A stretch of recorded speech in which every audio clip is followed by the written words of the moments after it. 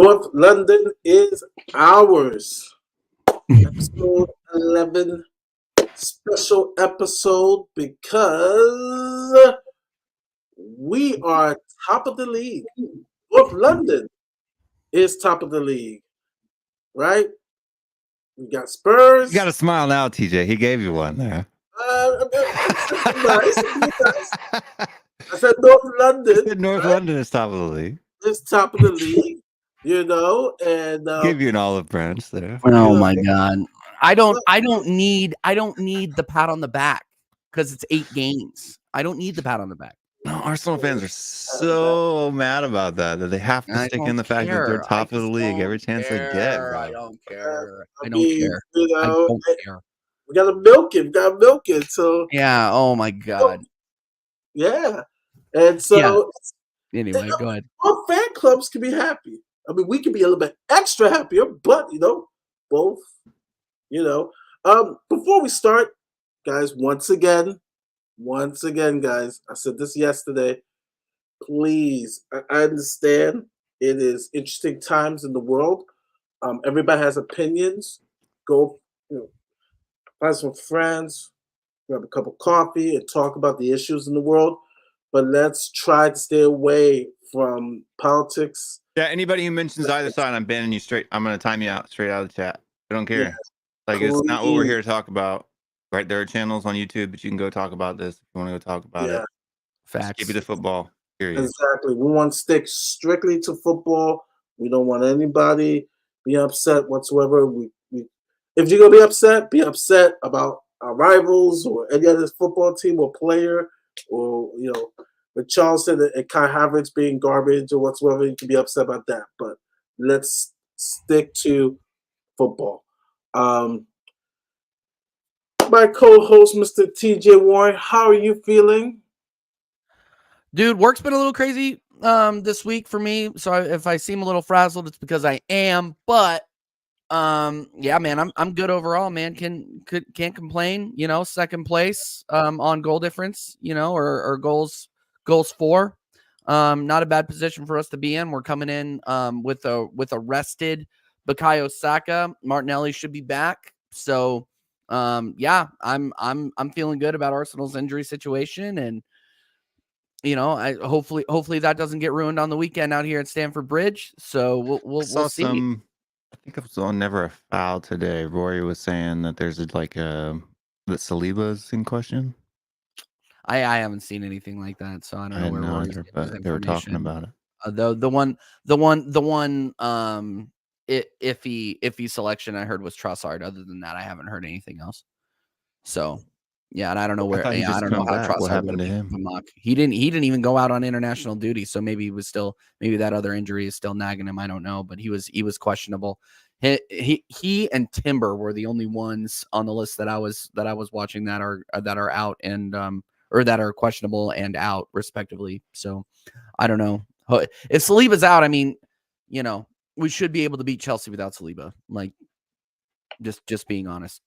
So yeah, Trossard. I mentioned that post office. So, but yeah, no, big up Mari. I hope you're well too. I saw Will's been on a world tour since Spurs have gone top in the first 8 chopping Gooners down left and right. He's I don't know about chopping Gooners. I don't know about chopping Gooners down. I'm pretty sure. I'm pretty sure my boy Kunle, my boy Kunle represented just fine. They're doing a great job. Kunle got waxed. Brandon and I didn't watch the Brandon thing. We love Brandon over here at TJ Warren TV as well. Legend. But yes, I just said that Trossard's questionable. Sorry, I was interacting with the people in the chat. Yeah. Wow, that's injuries. Big up 8 users. Hey. Good evening for the super chat. Currently, North London is wet. Yes. Yeah. It is trucker cap, so I can be like Sylvester Stallone from Over the Top. It is raining. Just keep lining up. So guys, to debate me, and I just keep. Yeah. We will talk a little bit about that infamous Saturday night stream of Romero over Saliba. We'll wait till more people come in. More people It was 6 hours. It was 6 hours. It's a 6-hour stream. It was amazing. 6 hours. Even the last. That's the one I was talking about, the toe injury, apparently. Oh, wow. Okay. He doesn't keep him out. Yesterday, we talked about the current state of Spurs, right? From the beginning to the end. We'll start with Arsenal because I would like to know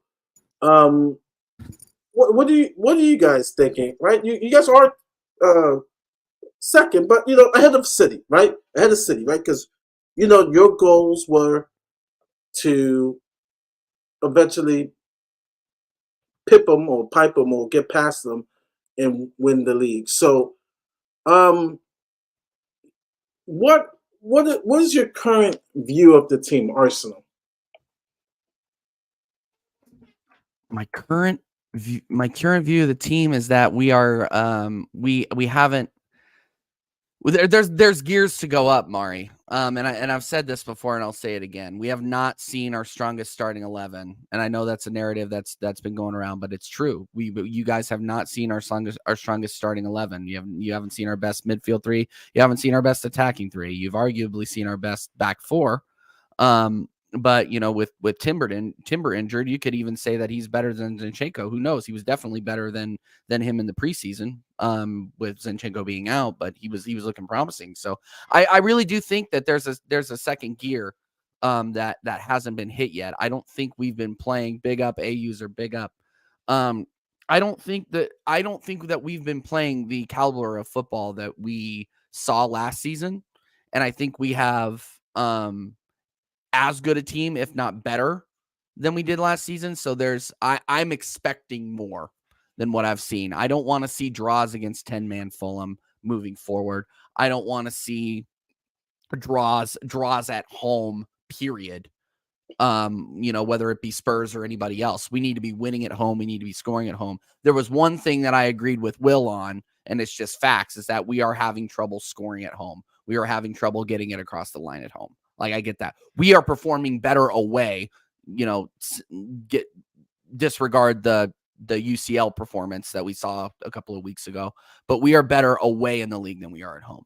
I mean, your away games so far this season have been pretty posh, right? So. Yeah. So it's one of those things where, like, I'm expecting more out of this club. Am I confident that I'm going to get it?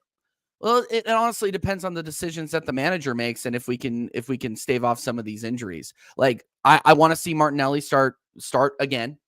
Especially if Trossard picked up a knock, we need to see him start on the left, Jesus in the 9, and Saka on the right. A rested Saka, by the way. We've been playing with an injured Saka for months and months and months.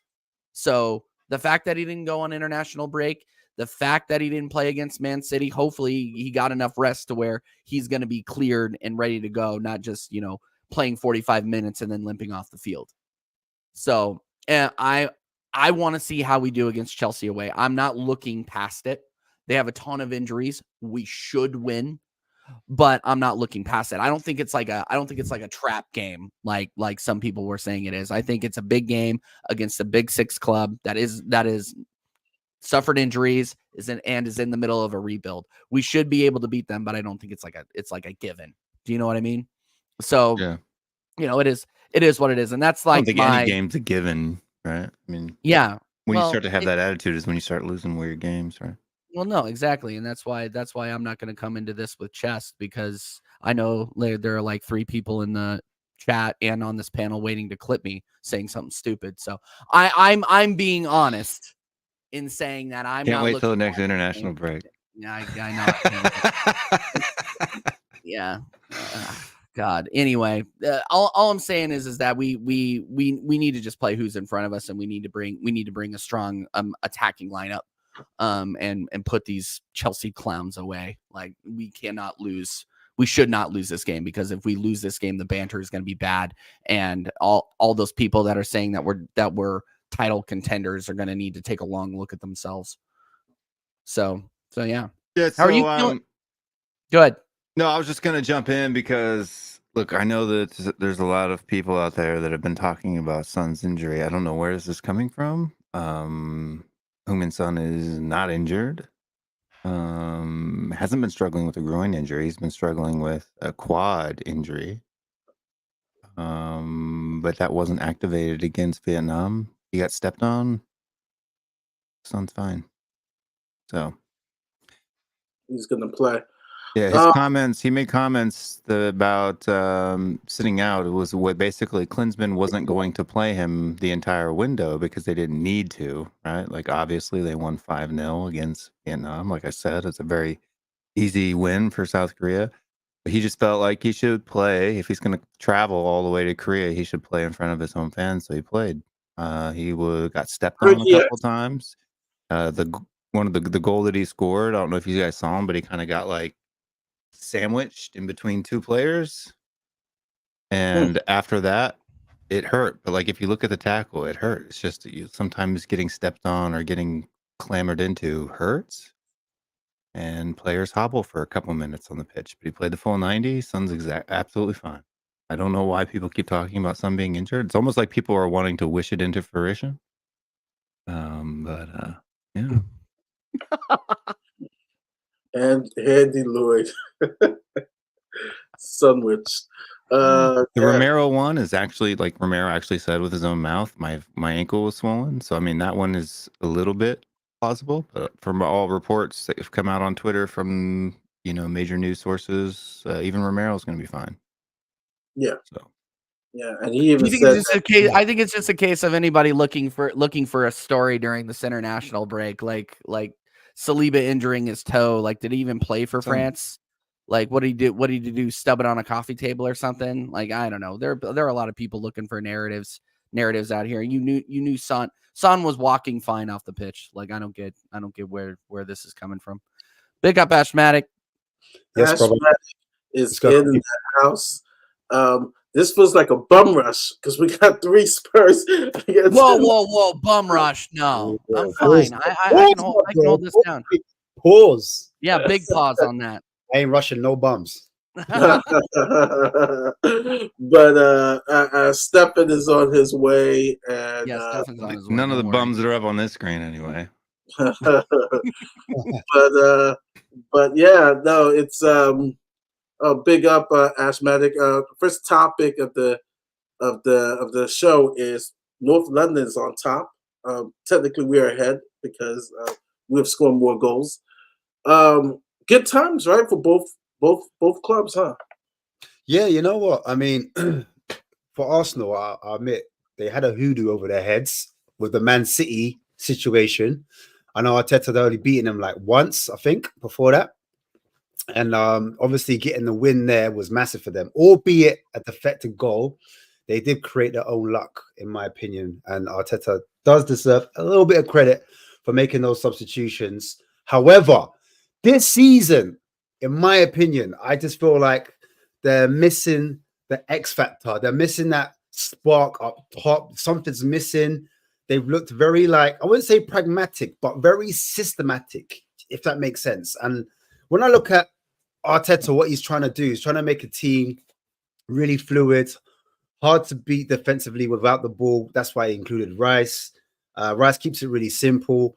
Defenders they've added in, defensively, they looked a lot more solid. But I just feel like, I know Saka had an injury, but I feel like Arteta always plays Saka. So it was a matter of time before that was going to happen, before the wheels were going to go off, because they didn't really have anything else coming off the bench, apart from Trossard, maybe, to kind of jump on that wing. I know Jesus, it was technically a winger. I don't know. I'm just not convinced. And Ketia, I don't know why they gave him the 100K. I don't know why they gave him the 100 bags still. Me neither. I thought that was a mistake. I don't know why he went for. We've already spoken about this, but that Chelsea rejects, man. They put my man in. I didn't want to say his name because I don't want you to get triggered, TJ. You know what I'm saying? If I had my Bible, a Quran on one side with a candle burning in the middle, I would say some prayers for you, because I've been there. We've been there as Spurs fans, like in terms of it's not easy, man. You know, it's quite hard, but you're getting the wins, and we're both top. That's what matters, because we haven't blown teams away. You haven't blown teams away, but I think out of the two, we've had more shots, scored more goals, and we look better on the eye, in my opinion. And I don't think we're fully cooking yet. That's the wickedest thing. I think I also agree. when you get to like these types of periods in the season, that's when the pros, their full fitness starts kicking in. When the full fitnesses start kicking in, that's when you start seeing the real teams move away from the rest of the pack. I think we're in it. I think we'll be in that pack. I think we'll be in that top 4. Originally, I thought we're 8th. I'm not gonna lie, but after watching the football, I can't lie. Like I'll be lying if I said we're still gonna be 8th. That's madness. You're We not going to started be it. so well. We started so well.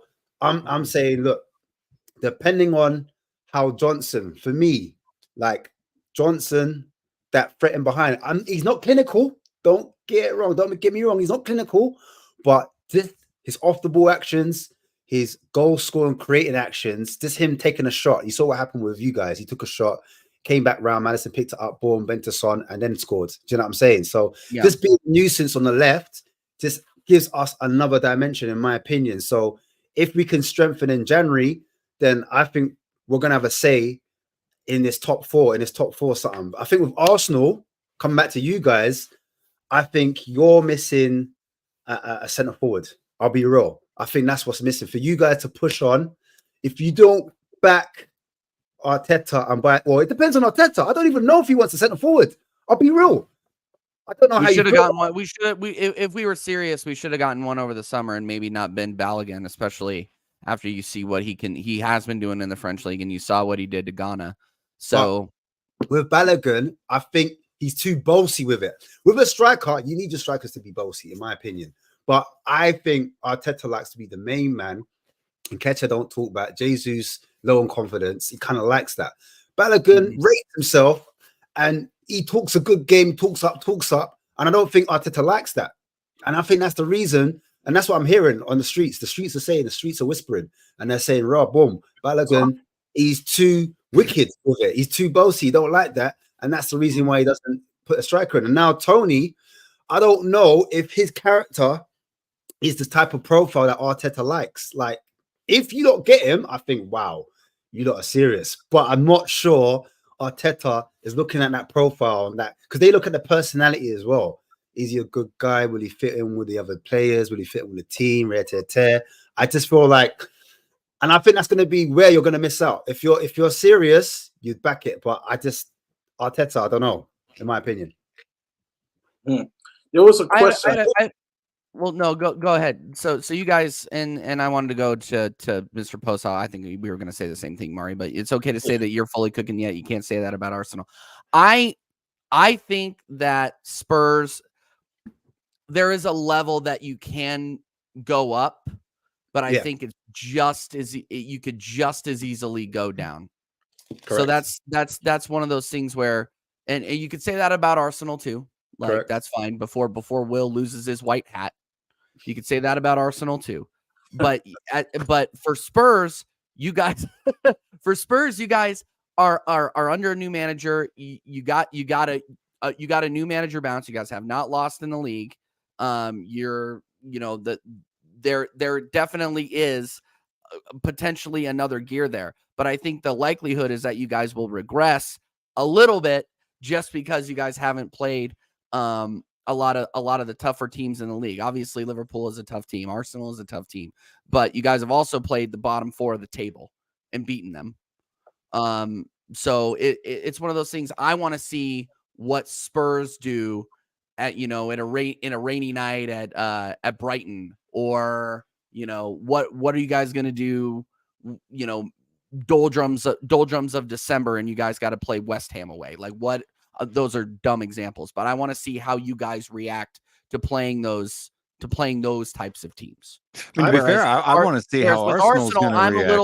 I'm a little bit more confident because we have the quality of team. We have the same team, essentially the same team. Add Declan Rice, essentially the same team that we went at this league with last year. So I expect with Declan Rice.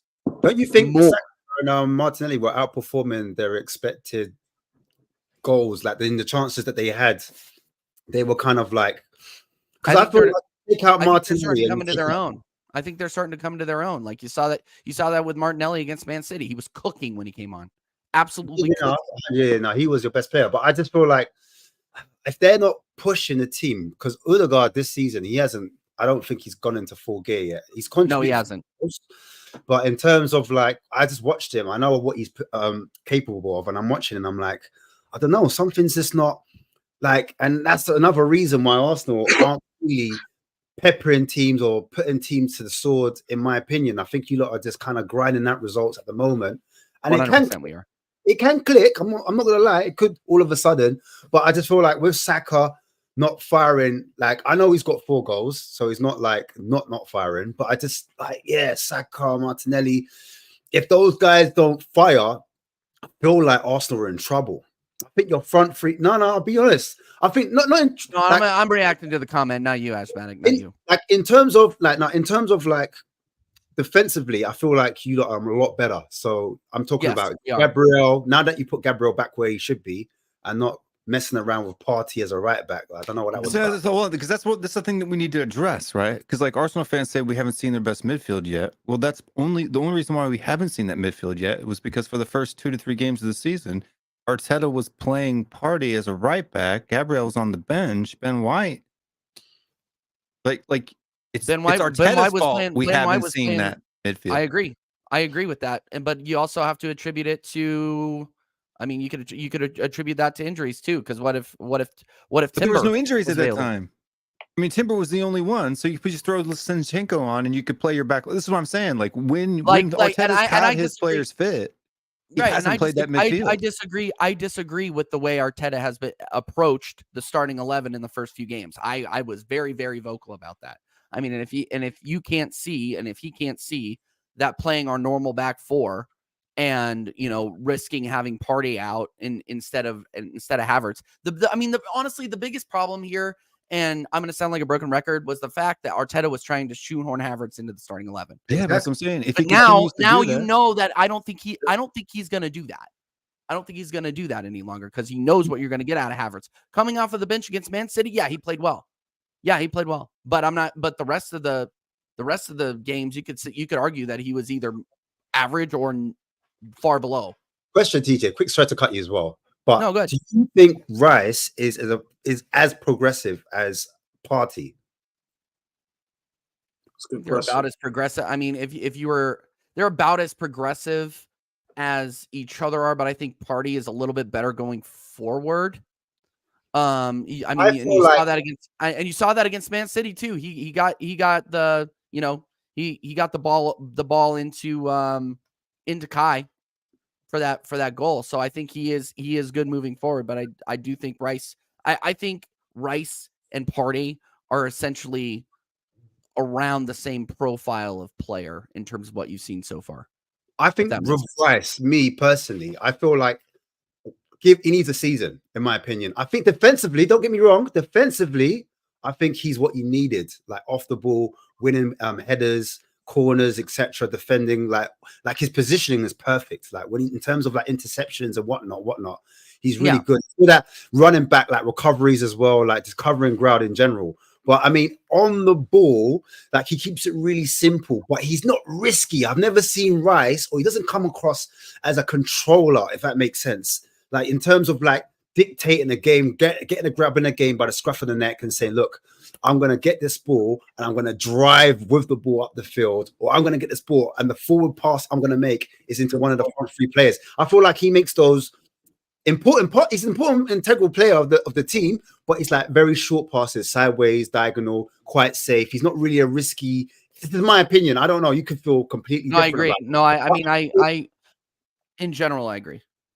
I just feel like like to make that next step, like he needs to be a lot more aggressive. He needs to take a lot more risk, and I think that's the reason why Arsenal haven't really been cooking. In my opinion, it's because in that midfield, it's a little bit too possession based. Everyone's playing their right position. It's all like in the system. Everyone's got to play that system role. You've got to play that 6 role. You've got to play in the 8. You can't really maneuver, but it is positional play. Like in terms of like if I'm in this position and I'm out of position and someone else has got to fill in, but it doesn't feel like fluid, if you know what I'm trying to say. It doesn't feel. It's not the same attacking football that you saw last season, but I think that's on purpose, bro. I think that's on purpose. I think there's a reason why we played a double pivot. We played a double pivot number 6 against City. It's because we were trying not to concede. Like, you win football matches or draw football matches by not conceding. I get it. For Man City, I understood why he did the Jorginho and Rice, the two controllers, the two like double pivots in that case. But I'm talking about other teams when you're, because you haven't played. It's not all top 6 teams you've played. You've had some teams where you've had the like second easiest start to the league. We had trouble breaking Everton down because they were playing a low block against us. Yeah, like, you've had the second easiest start to the league. You haven't played any of the Brightons, the Villas, the Newcastles, the West Hams. In fact, when you play Klopp, that'll be an interesting battle. I want to see what. Well, no, I think that'll be more. I think that'll be more open than we think it is. It's literally Arteta waking up and saying, you know what, am I going to attack today or am I not going to attack today? He woke up against Man City and he said he wasn't going to attack, and then he woke up against Spurs and he said he was going to attack. I mean, so the 2 hardest games you've had all season has been us and City, and according to Arsenal fans, we shouldn't be a hard game, right? So you've really only had one difficult fixture this year. Yeah, I never said it wasn't going to be. When you say Arsenal fans, I just want to make sure that I'm not never throwing said bullets at you. Easy. That's why I didn't say. I know. I'm just saying. I just want to make sure the fine people in the chat know that. But I never. I didn't put names on the bullets. Stefan, Coonley, Brandon, also. I didn't. I know. I wasn't overlooking Spurs. You guys have been on good form and have been outperforming expectations is what I mean. Outperforming initial. I know we're going to get to it. But Murray, just jump in at any time because if I'm talking out of time. No, go ahead. I'm enjoying this. My camera's gone blurry for some reason. I don't know why. You and I both need new cameras, Mari. Mine does that all the time. It's ridiculous. So I'm looking at Chelsea. I'm looking at Chelsea at home, Stamford Bridge. I think you might drop points. I'll be real. I'll be honest. Not because Chelsea are cooking or they're playing exceptionally well, because they played, Burnley and won. I'm not really looking at that result. But I'm just talking about, at the start of the show, I was talking about fitness and players starting to get that kind of. The international break came at the wrong time for Chelsea because that momentum was killed there. But I just personally think you got a Caicedo fit with an Enzo Fernandez fit, like in that midfield. I wouldn't really include Gallagher, but I'm just looking at their midfield and their centre backs that they've interchanged for the whole season. They haven't conceded a whole heap. That's the only thing about. I know Chelsea don't put chances away. I saw what they did with Liverpool. Liverpool went ahead and then they pulled it back the other way. Do you know what I'm saying? And they started to perform. Yeah. And they are missing Nkunku. So like I'll put that out that going forward. I don't think I was gonna say you think we're gonna drop points, but you're giving all the reasons why you don't think why we wouldn't. No, because I've got to get it out the way from now. Okay. But what I'm saying is, in terms of defense, in terms of midfield, in terms of being compact and being hard to beat, and in terms of fitness, and in terms of players finding their feet, I feel Chelsea are being overlooked. I know you've had decent results there in the past at Stamford Bridge, but I honestly think Chelsea, a lot of Arsenal fans are overlooking them, thinking that we're going to get 3 points there. I think you might drop. I'm not saying they're going to win, but I think they might draw. I think they might get a point from you. I just think they have way too many injuries for that to happen. And going forward, they're not great. They're not scoring a lot of goals. And where I think I really think that Enzo and Caicedo would need to have absolute worldy of games in the midfield for us to drop points. Like just in terms, like we're coming back healthy, and Chelsea are the walking wounded right now.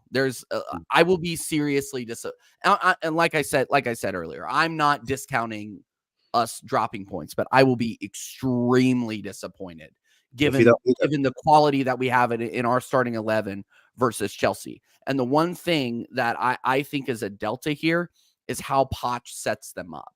That's because if there's one delta here that's different from all the last 4 wins that we've gotten at Stamford Bridge is it's Poch, and Poch knows how to beat Arsenal historically. Historically. So I'm not looking past it at all. But again, to hammer this point home, the quality in our squad, the fact that we should have a healthy Bukayo, or at least a quasi healthy Bukayo Saka, because we got 4 goals out of a Bukayo Saka that was playing on one leg. Could you imagine? Hopefully, when he comes back, obviously it's gonna take him a minute because he hasn't played in a couple of weeks.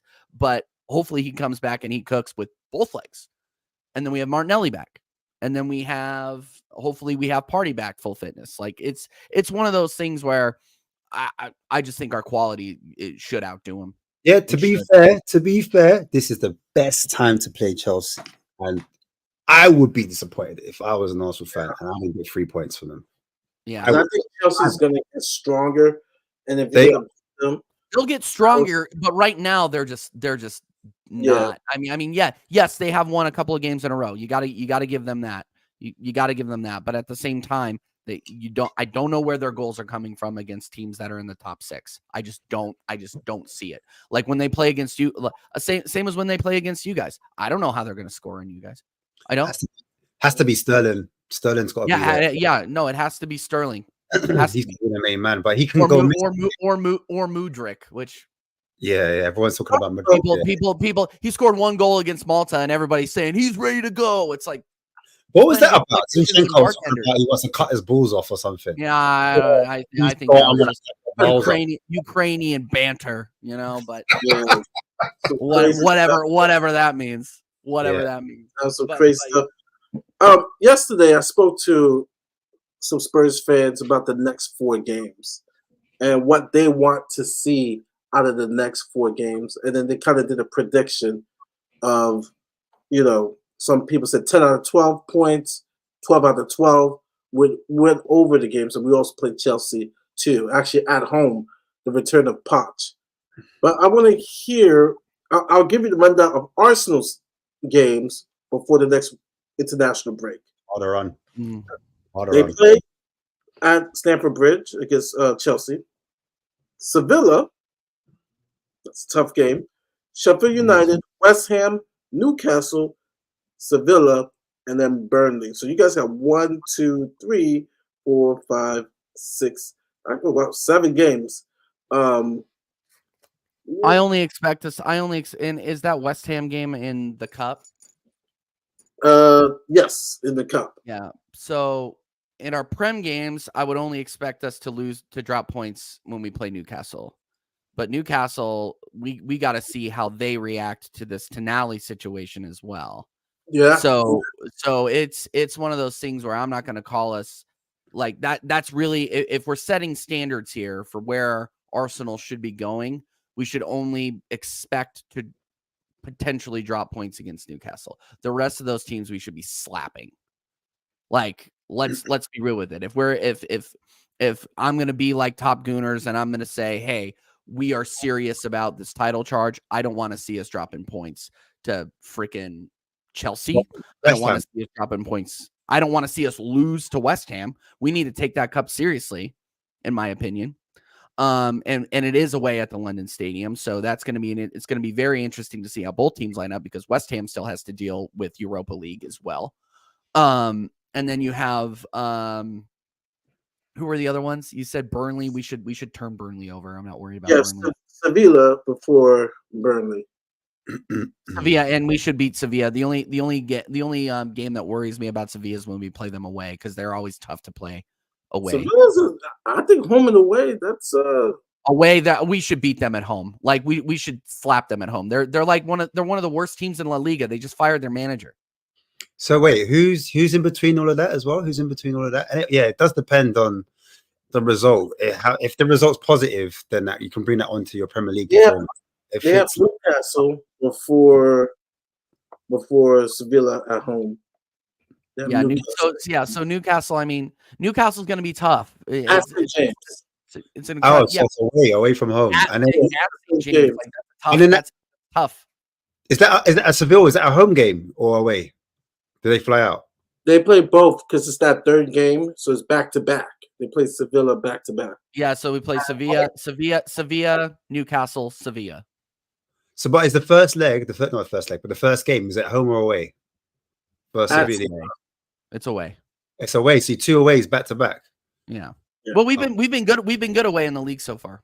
So like, Will, while he was on his YouTube press tour, said that we are even better away than we are at home, and I think that's true. So we'll see. You know, put aside the Lens game, we've been playing very, very well at home, or very well away. So we'll see. So points? How many points are you predicting out of that one?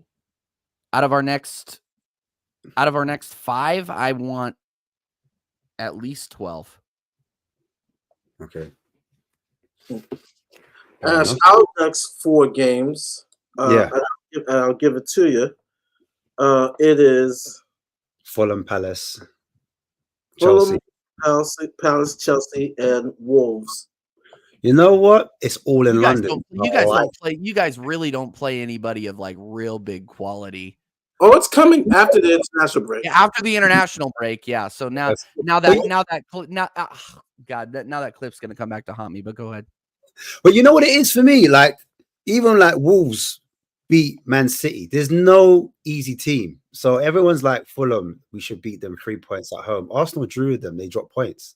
So and we're missing Basuma as well. So I'm not saying that's a clean sweep where we go to Fulham and we trouble them. I expect Fulham to come there, show us respect, and do a mid to low block. And you know how we struggle with those. Do you know what I mean? That's your question. In these next 4 games, right?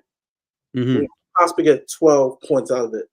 But what do you want to see in regards to the play and the players? Like I mentioned, that I would like to see us at a point in one of these couple of games comfortably that we can insert. If we're up against Palace 2-0, 75th minute or 80th minute or 75th minute, put in a Belize, and get the minutes, especially Belize more, because you know how we feel about Richarlison. To be able to get Belize some minutes, I would love to see that. And then if it's true that Bentancur Wolves game ready at the end of the month, Wolves November, maybe get some minutes second half against Wolves. Yes. Yeah. Me personally, I would like to see Lo Celso and Brian Hill.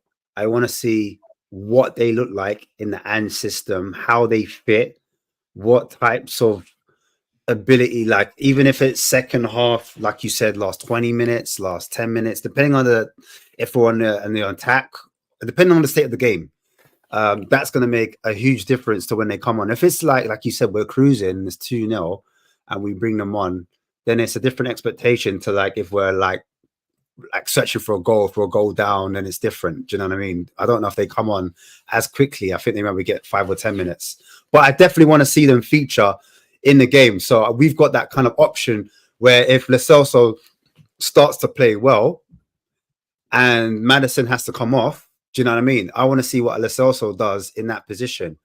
Although I feel like Lo Celso's better on the right side of an 8, in my opinion. I don't know. He obviously is built for the left side 8 because people are looking at him as a creative mid. So they say like you can't have both Maddison and Lo Celso on the same pitch because that's too attacking. It leaves us open and vulnerable. But I honestly want to see if Maddison comes off. I want to see if he can pick the game up, if he can run the game just like how Maddison does, or is it a thing where the Premier League's just not the right league for him? Is he off the pace? Do you know what I mean? Is it only La Liga he turns up, or is it only Argentina that you see the best of Lo Celso? Because Messi was rating him, saying, "Oh, Lo Celso's the best thing since sliced bread or whatever." But he hasn't done it in a Spurs shirt. So if you're not doing it in a Spurs shirt, my guy, then that means absolutely nothing. Respect to the goal, obviously, you get me. But I need to see Lo Celso now. It's now or never. It's do or die. Lo Celso needs to turn up. But if we get Lo Celso playing, because for me, he's a technical midfielder, and off the ball, he's South American, he's Argentinian, he's aggressive, he's got that little bite in him. So if we can get him playing, and as you said, Bentancur coming back at the end of that, before we go off into that international break, and he's anywhere on that level. Because for me, Bentancur is very technical, and he gets in ahead of Sarr. Is as much as I love Sarr, because Sarr's really good off the ball and on the ball. And he's got legs, agility, all the rest of it. But for me, for Sarr, what he's missing is goals. And I feel like Bentancur, before he got injured, he was bringing goals. And that was the only criticism I had with him when we first bought him in January. You need goals. If you're in midfield, you need to be contributing to their attacks. You can't just be there playing it pretty. That's not enough. Do you know what I mean? Bentancur could break that press. He could make that pass. He's I got know. I disagree. I disagree with someone yesterday. They were saying, "Well, we need someone from the midfield who can make that pass from the back." And I'm like, Bentancur can make that pass. I mean, there was one point last year before he got injured. It was Romero to Bentancur. Bentancur humiliating a defender, did a 360 turn and through ball to Harry Kane. And I like Sarr, and he has a wonderful engine, but he's not there yet with Bentancur. That's why he's still raw. He's still raw. I say our strongest midfield free. He does complete that midfield free. He gives us balance, and he's almost like Basuma's shadow. That's how I see him, like Batman and Robin. Like he's the apprentice of Basuma. And just to get to that next level, he just needs goals. That's all it is for me for Sarr, because everything else he does well, even like creativity as well. I feel like he's missing that a little bit. But I think that's the hardest thing in the game. And I know I don't know how this is. North London is ours. But the debate is Ødegaard versus Maddison. Now, I'll just say my piece on it before we go crazy. Oh, you throw it up. Yeah, you throw it up. Ash, yes.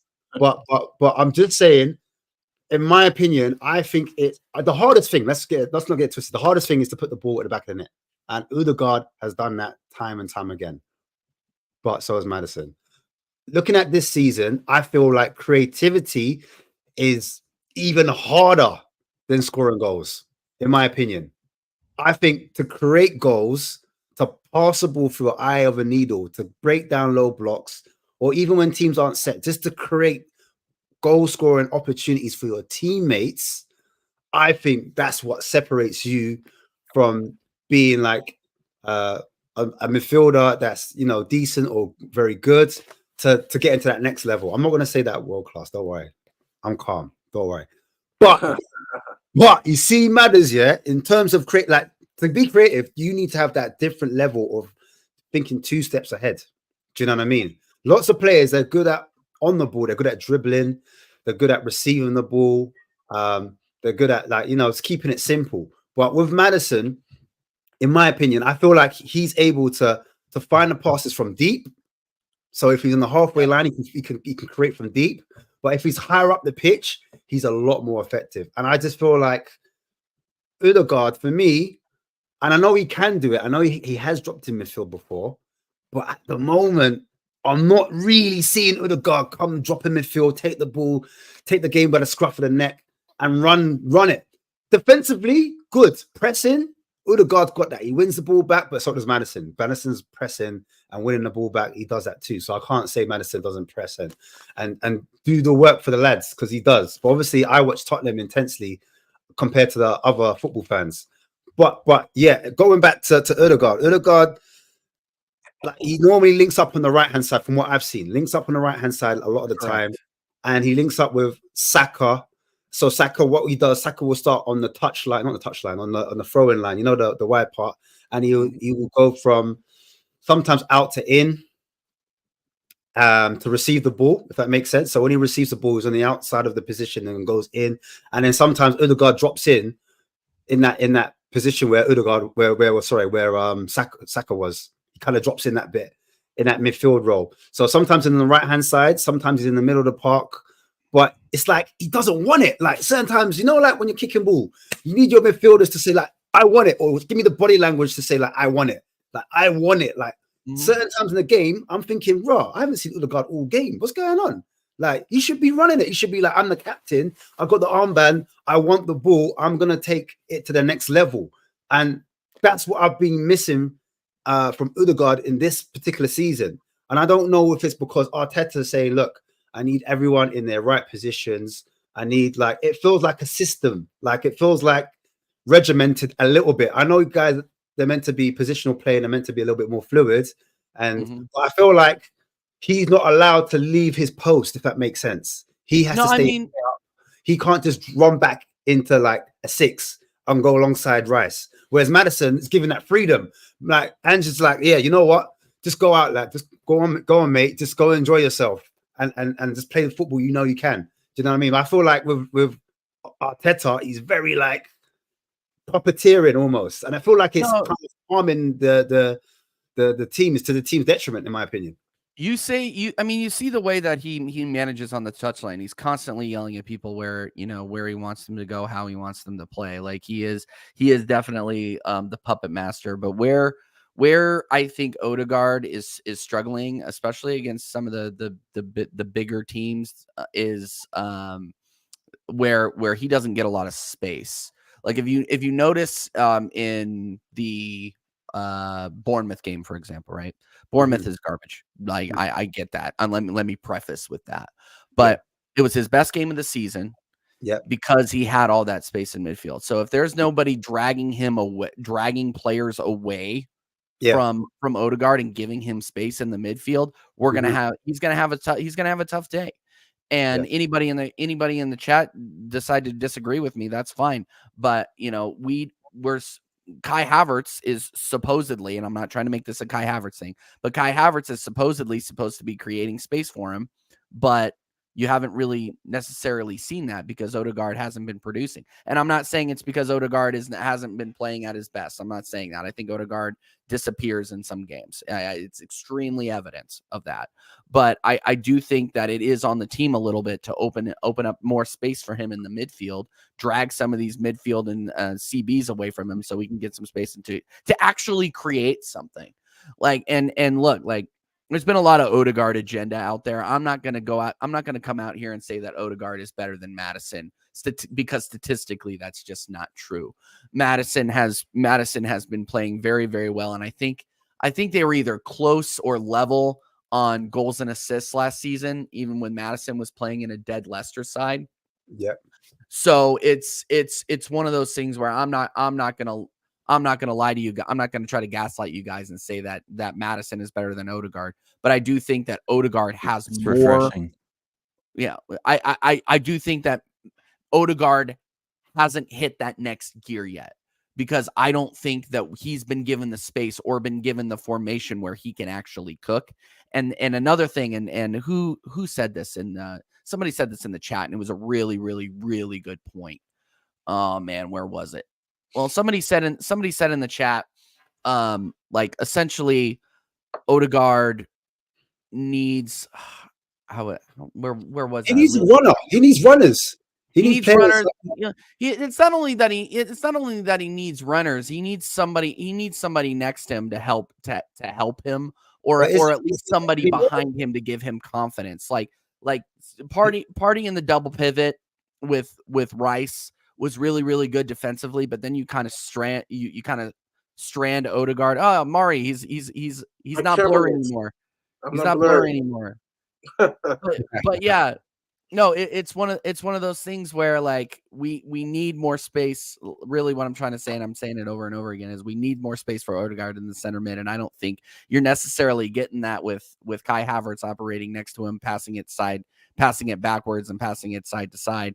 Like I really do think that we need to start playing a 4-2-3-1. We need to start trusting Odegaard in that cam or that box to box midfielder role and see what we can do. I just really don't think that has he been figured out? Has he been figured out this season? Because I don't think he's been figured. I don't think he's been figured out. I think Arteta's formations might be figured out a little bit.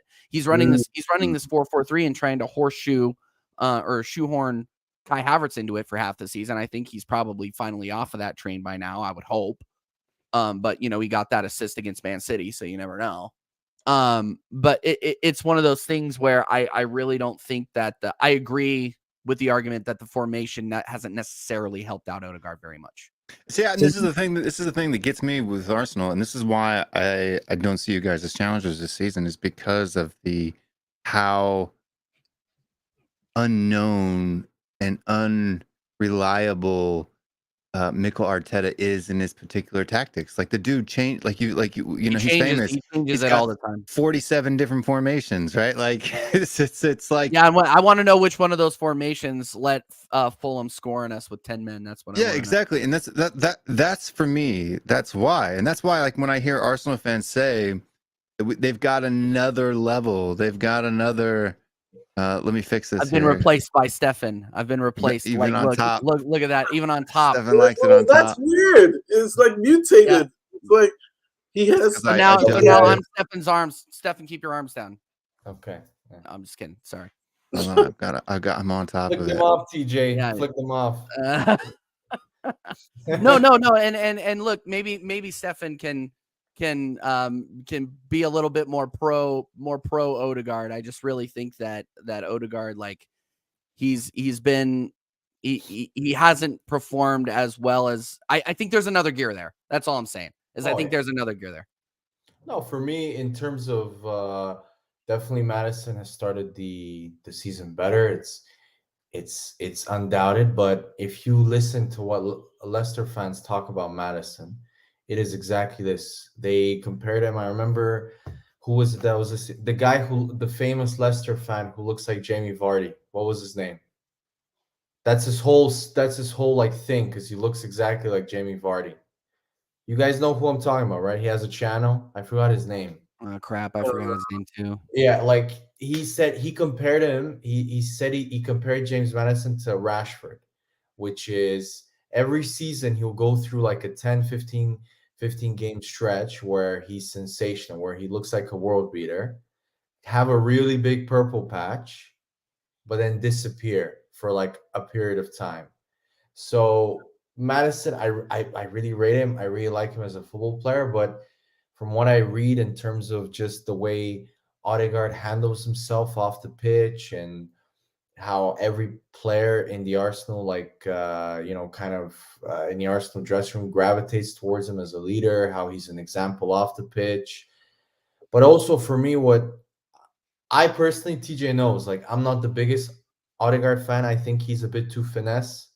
I think he needs to hit the gym a bit more, because when games get a bit more physical, he disappears a little bit from time to time. He gets kind of physically dominated a little bit from time to time. But the thing with Odegaard that I like is that no matter what, off the ball, he's always running, he's always pressing, and that's why one of the few stats that he was better than that Will showed. I mean, it's It's actually a question, Stefan and TJ. Do you guys, in the 8 games, and the first topic was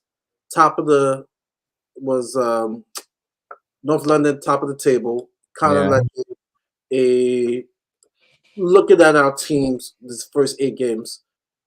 Do you guys miss Janet Xhaka? Do you guys miss him? No. I love Granit. Go ahead. TJ knows how much I love Granit Xhaka. I love him. You kind of look like Granit Xhaka. You could see in the biggest of games, Granit Xhaka, although I love him as a player, as a leader, he never shied away. He always, you could see the limitations in that role. And I think the way Arsenal are trying to develop and trying to move forward, I think Granit Xhaka he just doesn't fit that, in terms of he's not the level that we want to reach. Granit Xhaka will get you top 4, but would Granit Xhaka in that position elevate the actual team to a Premier League? I don't think so. And I love Granit. Because Granit Xhaka is quite polarizing, very polarizing in the Arsenal fan base. I've always been a big fan, even when he was, down in the dumps, because for me, he never hid away. He always played big in the biggest of games for Arsenal. Every FA Cup final, he was amazing. But I think it's a bit kind of short-termism to say, oh, we really miss Granit Xhaka, because those are the same people that last year, when Granit Xhaka started in that position, were like, we should have sold him, we need to upgrade on him. Now suddenly everybody misses him. So yeah, for me, I love him. I wanted him to stay. I was surprised we sold him, but I get what Arteta's trying to do we need more athleticism. Do you think Fabio Vieira was a better suit than Who? Vieira? They're completely different profile of They're player. completely different profiles. They play in the same position though. Don't they play in the same position though? I think No, if- because Xhaka plays. Xhaka, sorry, Xhaka played on the left. Vieira has played on the left, but that's only when they're trying to do the 4-4-3 with Odegaard in the middle. That being said though, like Vieira naturally, especially when he first came into the team, plays on the right. But go ahead. No, but if you look at, again, he's trying to copy the Man City system. Who does Fabio Vieira remind you of? Very versatile, kind of small, very technical, very nifty. Bernardo Silva. He reminds you. Yeah. And I think Arteta's trying to kind of create another Bernardo Silva type player, which Fabio Vieira, if you read his, will tell you his stats in terms of on the ball, especially when creating chances and scoring assists, are insane in terms of like he averages a goal or an assist. I think I don't remember the stat. I think he was like every 65 minutes or something like that. What, in the Portuguese league? No. In general, even at Arsenal, every time he plays for Arsenal, he usually gets an assist or he usually gets an assist. He's very effective in the final third. However, for me, where the difference between him and Bernardo Silva is off the ball. Fabio Vieira is a bit like Odegaard, a bit finesse. He needs to hit the gym a bit more. Bernardo Silva, if you watch him, the way he plays off the ball, he's dogged. He's, he tracks back. You don't necessarily need to have like super strong physicality to be good off the ball, but Fabio Vieira, you can see sometimes that he really lacks that aspect. The kind of hold on, sorry to cut you. If Odegaard's not playing well, would you take Odegaard off and play Vieira in his strongest position, or is Odegaard undroppable? No, he's not undroppable, but I like undroppable because I haven't seen him in this club. I think he's as close to undroppable as it comes. I think. I don't think the drop off from Odegaard to Vieira is pretty big. I think it is, but I don't think what Arteta's trying to create is that, not like, for example, in Man City, I would say there's maybe 2 undroppable players when they play. Sorry, 3: Haaland, De Bruyne, and Rodri. Apart from that, a lot of players go through kind of. Grealish was in the doghouse for a year. Now he's not playing again. I know he just came back from injury, but he's on the bench again. Like, you don't get, apart from 2 or 3 key players at City that are undroppable pretty much, at Arsenal, I think undroppable players for me are probably Saliba, I would say Rice, and Odegaard. Yeah. But in terms of, for me, what I like is variety, Ashmatic. And the difference that I see that Emil Smith-Rowe, when he plays at the number 10, he brings something different to Odegaard. He brings ball carrying, he brings transitions, he brings faster kind of one-touch passing, like he's much more, he transitions the ball forward much quicker, and he's a bit faster in terms of as a player. So I would prefer Emil Smith-Rowe just because he's a different type of, and Fabio Vieira for me is quite similar to Odegaard, technical, very kind of, yeah. Do you think Arteta? Sorry, hold on, I got to interrupt because Fabio Vieira has played less than 1 season worth of minutes as an entire career. Like, the guy is literally unexplored. The only reason why he has good statistics is because he has 2 assists and he's only played 160 minutes worth of minutes. Okay, right? Well, Like, yeah, okay. He literally the most 90s he's ever played in a season was 14. Well, and that was in Portugal. I suggest you go and look at his stats from Portugal, and including in the they're dog garbage. No, they're not. He only played 14 minutes, 14 90s in Portugal. 14. I don't know what you've been looking 14 at. games. Okay. I don't know what you've been looking at, what kind of stats you've been looking at. But got it right here. 6 goals, 11 assists in 14 games. He has, when he was in Portugal, those like a year and a half that he played, He was one of the most creative players in Europe. No, he was in He had one Portugal of for the 3 best- seasons. Hold on. Yeah, Hold on. yeah, Don't. yeah, I'm not going to let you go off on false narratives. He was in Portugal for No, 3 you're a seasons. false narrative. In the Well, your own 1920 season, he played 2.6 full 90s, and he had 1 goal or 2 goals and 1 assist. In the next season, he played 4 games and he had 1 assist. In the next game, he played 14 games. I He had didn't say 6 how goals and many- 11 assists. Last season, he played 5 games for you, 1 goal, 2 assists. This season, he's played 2 Where are games for you, and he's wait, got 2 5 assists. games by last season. What do you mean 5 games in the Premier League or Full 90s, 5.97 full again, 90s. This is what I mean by what a bullshitter you are. A person can come in for the last 20 minutes and create like he did against Fulham, where he came on for the last 30 minutes. Stefan, that makes his Because stats look they made worse. it- If you do No. it per game, his statistics drop way off. That's my whole point. He's played 5 games for you so far this season. 5. He has 2 assists.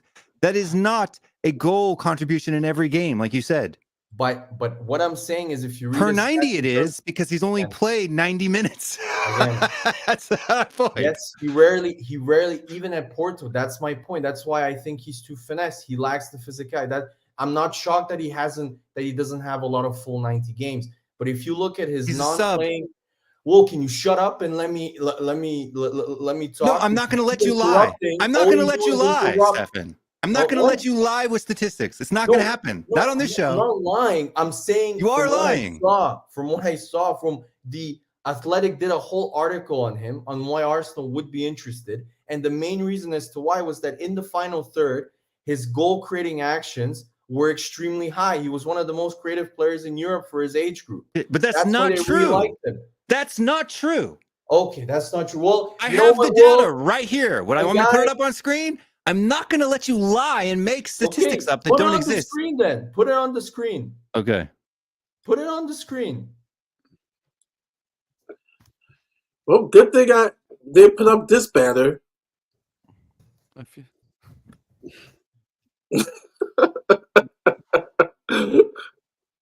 The infamous video, but does that look like good numbers to you, my friend?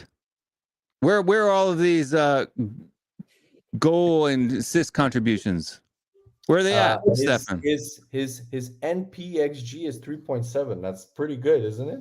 Yeah, per 90, because he hasn't played, Stefan. He hasn't played. He's played the equivalent of 30 games in his entire career.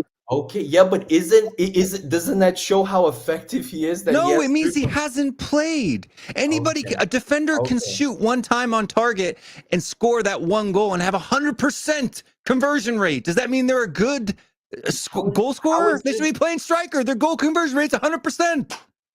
So you're saying that if he creates a lot of chances, even in a small minute sample, that's not impressive because he's played. No, it's not. Look, this is the games he's played this season. He has 1 assist in 2 games, in a 14-minute appearance and a 35-minute appearance against Manchester United and Fulham. That's it. When you took it across per game, not minutes, per game, the statistics drop drastically. And then when you have him playing a full 90, it's even worse. Well, I just want to know, is there one player that Arsenal signed that's fucking good, man?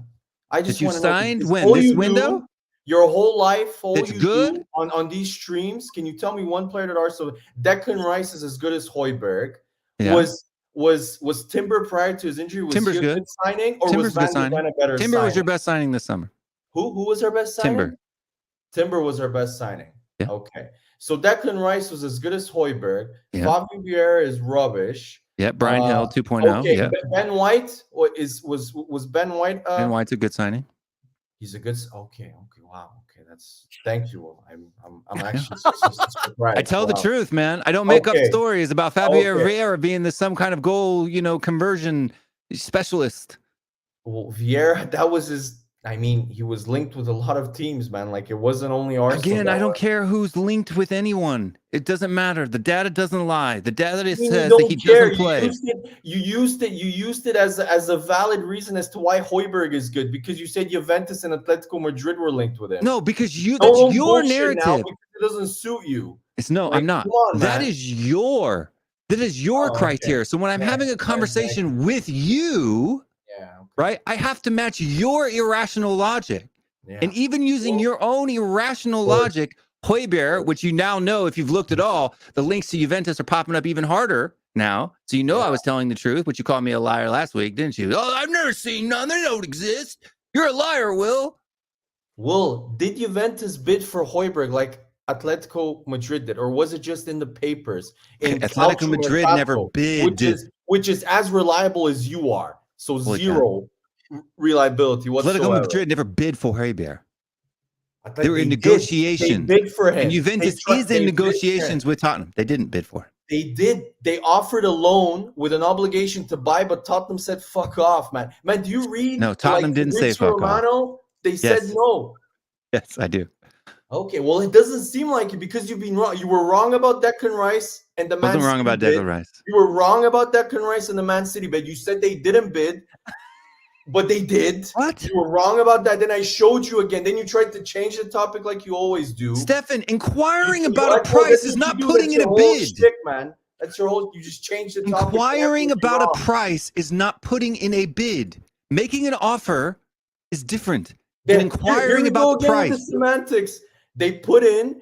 We offer you a If loan. I with an call up a obligation store to and I buy. say, how much is the Pokemon Go? How much is a PlayStation 5? If I call up Walmart and I say, PlayStation 5, Walmart, how much This is what I mean. PlayStation This 5? this And they is tell the me it's mistake Will $4.99. says. Hold Oh on. my Don't God. interrupt while I'm talking. If I call up Walmart and I say, how much is a PlayStation 5 at your store? And they say $499. They That's not didn't me do that. making a bid. They didn't do that, Will. They put in. Atletico Madrid said, we're offering you a loan with an obligation to buy of 20 to 25 million euros. And you guys said, no, that is a bid. They offered, we're offering you to take him and then pay you at the end of next season 25 million. How is that not a bid? That's a loan with an obligation to buy. No, that's not a bid. Oh, And we didn't even bid that. Jesus We didn't even. They didn't even bid that. Okay, So why does Alistair Gold say that never happened, but Stefan's correct? Because Fabrizio Romano said that happened. So you got to believe who says it. Like if they're both. Why do I have to reliable. believe Fabrizio Romano over Ali Gold? I mean, okay, I would take that. This is what my point I don't is. know It about doesn't that, matter because who's they're both interested super when it comes reliable. to Stefan. It doesn't matter what club. This is the dumbest argument anyone ever makes. Nobody went in for him. You're not the only one that makes this dumb argument. Sava makes this dumb argument too.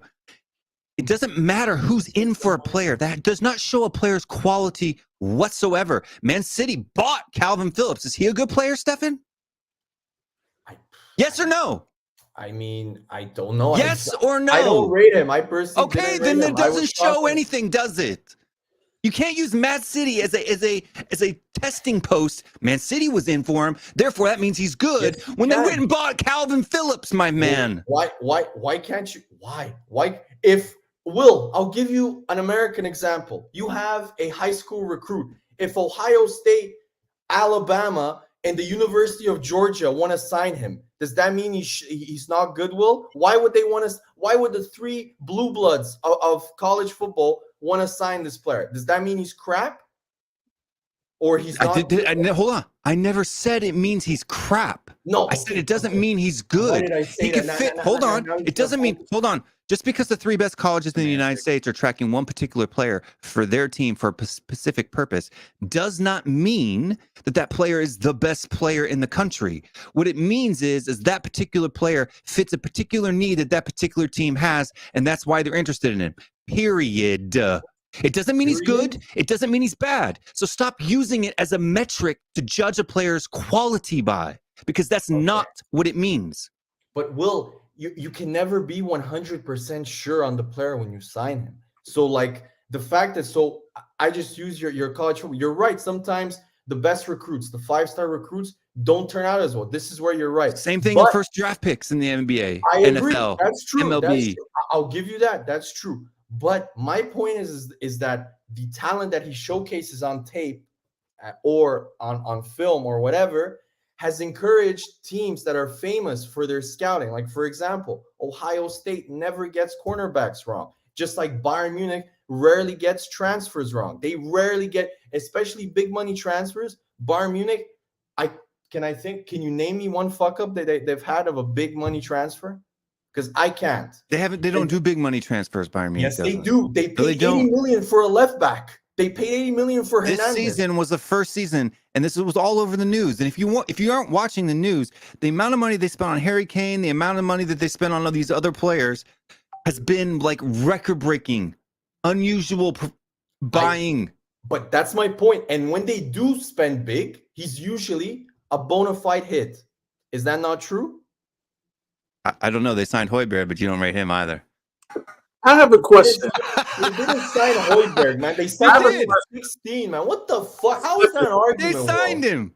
Oh my god. He's not German. TJ has to leave in about a couple of minutes, and so I'm not going to throw up the question about the video that on Saturday, the Romero Saliba debate. I will have to leave it for another week. But I will throw up this question because it has been a topic of a couple of days. And Arsenal has a player who's under 30, and I would like to get everybody's opinion. Is Jude Bellingham, it was the international breaks, is Jude Bellingham the best pound for pound under 30 English player? In my opinion, and even speaking to people who, Real Madrid English player? Yeah, probably. English. And speaking to people who outside of the EPL, right? La Liga fans, Serie A fans, the hype is Jude Bellingham is the truth.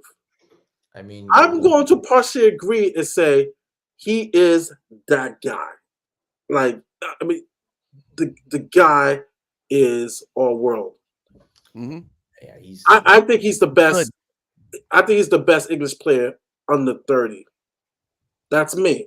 I mean that's a pretty big range, man. Like, I thought you would make it under 25, but under 30. I mean, yeah. All right, we could do it under 25. I said 30 because Harry Kane hit 30, and some people will still say he's the best pound for pound player, English player, Harry Kane, and which Kane's 30 now, isn't he? Yeah. Is he 30? Yeah, he turned 30 this summer. Yeah, so that's just a 30 and under. Well, 30 and under Kane is. Bellingham's not better than Kane. I agree with that. In terms of contributions, though, but it remains to be seen. Jude Bellingham and what he's doing for England is absolutely cooking. Like, he has the potential of being that world class Kane level in his position. So I would like to have this conversation again. I would want to have this potential. But I mean, is the reason why they're putting it under 30 is I would think the reason why the under 30 designation is there is to X Kane out, right? Yeah. You're saying basically Kane is Jude Bellingham the best player for England. I would say absolutely. I'm not disagreeing with you. Jeez. All I'm saying is, Will, relax. I'm not Stefan. Relax. I wasn't arguing against you like you were. I'm just saying that he has the potential to be one of the best midfielders England has ever seen. This guy, I really do want to see what he can do outside of a Real Madrid. Like, I was kind of bummed to see him in Real Madrid. He killed it in Germany and he's killing it. I think but I want to see him in the English game, though, Mari, is what I'm trying to say. He is surrounded by absolute worldies at Real Madrid. Like, does he do this in the Premier League? I mean, with Borussia Dortmund, we see what he did. I'm looking at the England national team. Southgate needs to be thanking his star. England had a competent. He needs to win something. England had a competent manager. England should be favorites for the Euros, let alone the World Cup. Easily. The guy just bossed Italy. Like humiliated them. I'm looking like a man. I'm like, that's the guy. Italy look poor though for me. But the only team that you half their players are in prison. Two players are in prison, Will. 2 players are in prison, man. And one of them one of them is even in the national team, the Fagioli kid from Juventus. I don't think he was even before in the national team. Was he? No. I don't think he's on. I mean, Tonali, yes, but If you look at me, I think the only team that can compete with England, but this is where I think the difference is France. But the difference in France is that their depth area, Crazy. where they're loaded, is Yeah. the most important, which is their defense. They have six. Saliba is on the bench for France. He's on the bench. It's crazy. Like, I think that's an injustice too. By the way, can I? Oh, I it's got. like I got to that shout out Kone- real quick. I got to Kone shout out first. real quick. Yeah, I got go to ahead. shout out real quick, Mari. I got to go, brother. Follow me at TJ Warren TV. Hit the sub. Please. Big up Stefan. Big up Ashmatic. Big up Will. Big up Mari. As usual, guys. Big Sorry, up. I got to cut early. Work's just been crazy. All right, we'll see you guys later. see ya, man. Okay. Is that kid you showed me the videos? Well, we didn't show on the screen. Kone for Bristol match block. Kone. Yeah, he looks Is really he- good. Yeah, Is he French? Like French, they're loaded. dude. But I'm just saying, like Bellingham Is it is his name Tuchami? Tuchami? and the Chouameni. Chouameni. Yeah, he's no, but guys, you know who's the next big star? Every time I watch him, this guy's ridiculous. I don't know how he doesn't start. Matthias Tell from Bayern Munich. This guy is ridiculous, guys. Yeah, I've I seen don't him. know. Thomas Tuchel is the worst attacking players coach, I think, in the history of football. I'm serious. Musiala. Is it Musiala? He's linked to Liverpool, isn't he? The German. No, man. Bayern Munich never let their best player there. He's not going anywhere. I don't I'll see. never. He's their best player. A baller. He's baller. He I is. just said on the ball, it just looks. You know, he could have been English. He could have had Yeah. English. No, he should be English. He was from the Chelsea Academy. He was pretty much raised in London. Could you imagine? He's more English. Could you than imagine? Hold on, Stefan. Okay. Can you imagine him and Bellingham in the same team? Can you Bellingham, Rice, and him as a midfield? It's a wrap. It's a wrap. But And then- obviously, Yeah. But England. here's the question: do you rate more? I wouldn't want to play for Southgate either if I didn't have to. Is he number one on the list? Bellingham ahead of Saka. I mean, Madison's older. Madison's 26. I'm not even going to put Madison in there. No, Bellingham's better, man. Bellingham's better, man. I don't know. You see, this is the thing I get annoyed about with Saka, which is I remember they used to say Phil Foden was a better player, which I really don't think he is because He's gone down a notch. Phil, I he think doesn't start enough for Man I don't know City. why Pep doesn't play him that much. I'm confused by that. I agree with Will. I'll tell you why, guys. I'll tell you why. And it was obvious in the Arsenal game. He doesn't track back enough. He's not good enough off the ball. The goal, if you watch the Arsenal goal, the main reason was because of him, because he didn't track back the runner for Martinelli. He didn't go back and help out. And if you noticed, Pep got really annoyed. I don't know who he was annoyed at, but I'm pretty sure it was Foden. And that's why he doesn't play him. That's why in the biggest games, Foden never starts. Apart from the Arsenal game. But No, because but I think Silva, I think Pep heard his development, right? Like as a young kid, he always sheltered him, right? Never gave him the run in, right? Always let him just play mid, and he never got a consistent run of games. And now that he's the guy, he doesn't have that form, the time on the ball to impact games like he could have if he would have gotten more minutes as a youngster. In my opinion. I just don't think he's professional enough. If you watch all of his off the field escapades and his off the ball stuff, that's been, if you read, that's Pep's biggest like pet peeve with him. But if you compare him to the way he's developing Rico Lewis, he plays him right back, he plays him defensive midfield. He loves Rico Lewis. Why? Because Rico Lewis understands his system perfectly, and that's Pep's thing. You might be all world talented like Phil Foden is, but if you don't do exactly what his position dictates of it, because I'm telling you guys, I'm sure of this. If Bernardo Silva was fully fit, Bernardo Silva would have played against Arsenal, not Phil Foden. No chance Phil Foden would have started. He plays Bernardo Silva defensive midfield. That's how much he loves Bernardo Silva. So I think Saka is a bit underrated. I think he's nice because for me, I agree with TJ. I want to see Bellingham in the Premier League because I think the way he's an amazing player, but I'm not convinced by. I've said this to Mari before. The Bundesliga is a joke. It's the Scottish League on steroids. There's only one good team that dominates for 11 years. That's a Borussia It's the truth, Dortmund. Mari. It's the truth. And then if any other good team challenges them or wins the league, they take their best player. For me, you see, like Bellingham going to Real Madrid. I know everyone wanted to see him in Premier League. I'm not mad at him learning from Of course. Luka Modric there to kind of Cruz. pass the baton on. Do you know what I'm trying to say? I'm like, and I reckon when they came, I reckon when he went down to the to Real Madrid headquarters, and they're in a training ground, I reckon they all looked at him and said, "Is he really that good? Is he?" And I think he had to prove his worth to say, "Look, I'm here. I'm that good." But just to learn from Tony Cruz, to learn from Modric, even to learn from, like I said, Tuchanemi, like he's around. They've got other players as well that are going to raise his game. I know it would have been nice to see him at. Where do you think he would have gone? Like Liverpool? Because Liverpool. I'm sorry, this really hurts me to say this, but he is the home. ultimate Man United player. He just reminds me so much of like. But get ruined at Man United though, just like Sancho. Yeah, Man No, United. You don't want to go to Man United. Guys, you're misunderstanding. I'm not talking about Man United now. I'm talking about Ferguson Man United. But that Man United is dead. It's that long Man gone. United is dead and buried. I know, but he just gives me like when I hate to admit it, but he just gives me Man United vibes. Like when just like your Invincibles, it's dead and buried. But still, I mean, he just gives me like I've watched clips of Brian Robson. He reminds me so much. He reminds me of Gascoigne too, a little bit. Has anybody seen? Because I haven't really seen Sunderland, but how is his brother Job? I'm thinking like it's like him.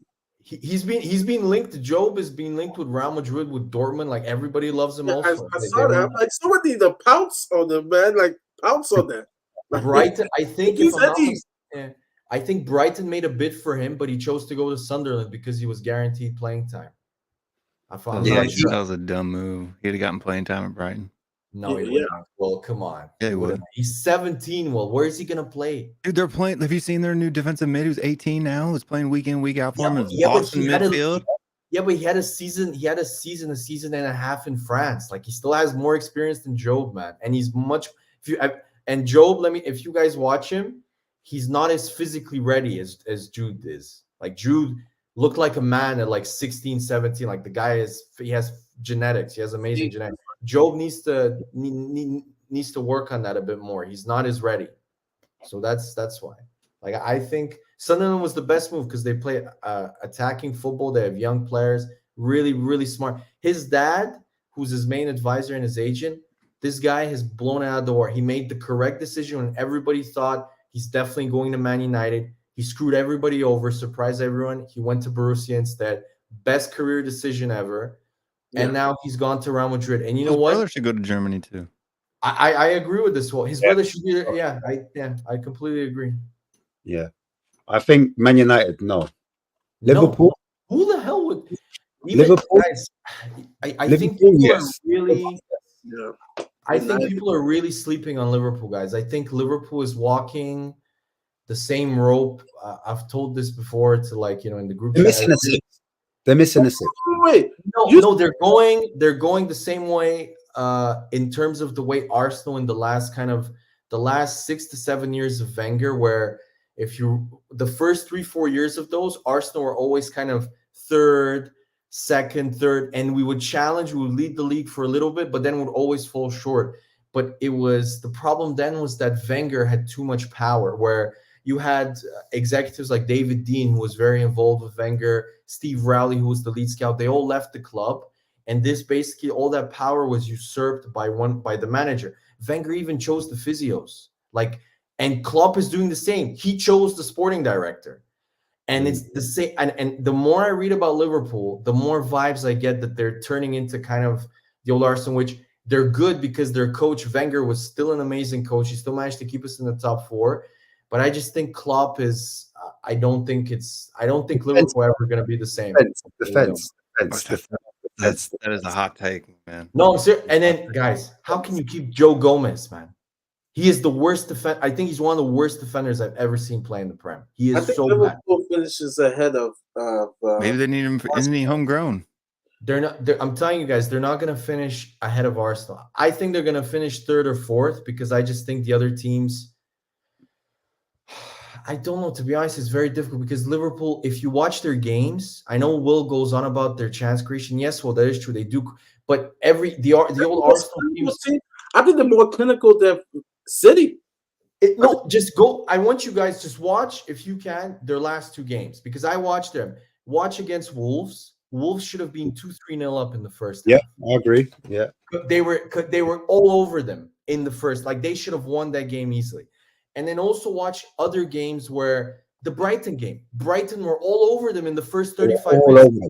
All over them. Then they had, and this is what they always do in every game. They have a 10-15 minute spell in which that's all they need though with the quality they got up Well, front. I get it. I agree with you. But that's not sustainable. That's not. It is sustainable. No, it's not. No, it's not. I've been doing it week in, week out for 8 weeks right now. But they're not because they actually drew against Brighton. They lost to. I mean, with you guys, it was everybody knows why. But there was a bit. They were unlucky there. West Ham gave them trouble. Did you see that? But they still came back and win 3-1. Everybody gives them trouble. Look, they can be gotten at because they don't have a defensive midfielder. Their midfielder right now is weak. Right? They're gonna get beat. But if they were to add Jude Bellingham to that midfield, I'm telling you right now, dude. I'm telling you right now, if Liverpool pick up a DM in the window, they wanted to go in and get Caicedo. For whatever reason, he made the dumb mistake to go to Chelsea. I'm sure he's regretting that right now. I mean, he's not if they would have gotten a good DM, they are going to fly for the rest of the season. But Will, again, that gives me Arsenal Wenger vibes. For years, Arsenal knew what we needed. We needed a defensive midfielder to replace Roberto Silva. But it's Arsenal now, bro. You need a striker. I'm comparing. Stop trying to throw pot shots. So stop throwing at Arsenal in the past. Talk about Arsenal today. It's the same way. I'm giving you a reason as to why I feel Liverpool are really overrated and people are not seeing kind of, I wouldn't say the light, but they're overestimating how, because if you look at, for example, why did you spend 70 million on Szoboszlai? He's very good. I like him, but you didn't need Szoboszlai. You needed a defensive midfielder. You lost, in my opinion, on his day. Fabinho is probably top 3 defensive midfielders in the world. Now, if you watched him when they played, he was completely. He couldn't play a full 90 minutes, man, for a year. Will, he had a bad last season. I know, I agree with you. But prior to that, let's be honest, Will, he was sensational. Yeah, but people get old, Stefan. They got to move on. He's not old. He was 28. How is he? It's old. He's getting older. That's his prime. Old. Guys, that's old for football. That's old. That's your prime, man. He's on the other side of his career. No, you are over the hill at 28 years old 28? In professional football. Yeah. Jesus, well, okay, that's harsh for me. Like 26 is the hill. If you're looking at the tilt, 26 is the hill. If you haven't peaked by 26, 27, you're as good as you're ever going to get. I mean, and it's downhill from there. Okay, maybe you guys are right, but still, you're letting go of a key piece, okay, and you don't replace them. And you can see in every game, when they get overran, their midfield is a joke. But they needed a whole new midfield, Stefan. It's not like they just needed one piece. They had to replace Henderson. They had to replace Thiago Silva, can't say fit. Why did or Sierra Marcantino or whatever his name is, but not Thiago Silva, but the other Silva. Is always injured. You've got Thiago, right? Thiago. Thiago Alcantara. Thiago. I think he's supposed to play down though because he's too technical with it, and Liverpool like to play like that. I was honestly, guys, I was shocked that they signed him because he is the opposite of a typical Liverpool player. He's much more. He was the ultimate Man City player. Like he's super good in possession. He holds the ball really well. He controls the tempo. He's the opposite of kind of go fast transition. For example, why did they spend? And this is again, Will is going to say, Stefan, you can't talk like that. Will, when Bayern Munich let go of a young player, he's not good enough in my. Why did you spend 40 million on Ryan Gravenberch? If Bayern Munich are letting him go, that it doesn't. There's rare. If Bayern Munich let a young player go, Shaqiri, Gyotze, none of them pan out. It's very rare that Bayern Munich screw up on young players. It's not that they're letting him go. You have a new manager. Hold on, you got a different manager in Thomas Tuchel, who plays a completely different style of football than Bayern Munich used to playing. and he made signings that they don't normally make, and they spent more money on ready-made players this season to go in, I think, because they haven't won the Champions League in a long time, or longer than they'd want. And that's their goal, and that's why they're buying ready-made players. And if selling young players can help finance that move, that's what you do as a club. You know what with Gravenberch though? I'll be honest. I just feel like he's not a DM. I don't know why they signed him. Yeah, he's box to box. He's box to box. They have like 3 of those. They have mobile, but again, McAllister's not a DM either, and they're playing him in D. In that final third for me, Gravenberch isn't clinical. Sorry, no. I'll be quick. I'm just saying, like the end product for me with Gravenberch is not there. So you kind of got a midfielder. It's not quite a defensive midfielder, but then he's not an attacking midfielder. That quality to get to that next level is kind of missing. He's a good player, don't get me wrong. Yes. Technically, but to get to that next level, I'm not sure if he was the guy that they needed to push him up to the next level. But I do agree with Will, because I feel like Sabloz, I can't say his name, Sablazalai, all those type of midfielders that they bought, they need a season. I think they need a season. Let them bed in, and you'll start to see the fruits of the labor. I feel like he wins the ball high up. Like in terms of turnover, no, he's been their best midfielder this season. So, but here's the thing: he's perfect. When you think of Szoboszlai, you can see a Leipzig transition system, perfect for Liverpool transition.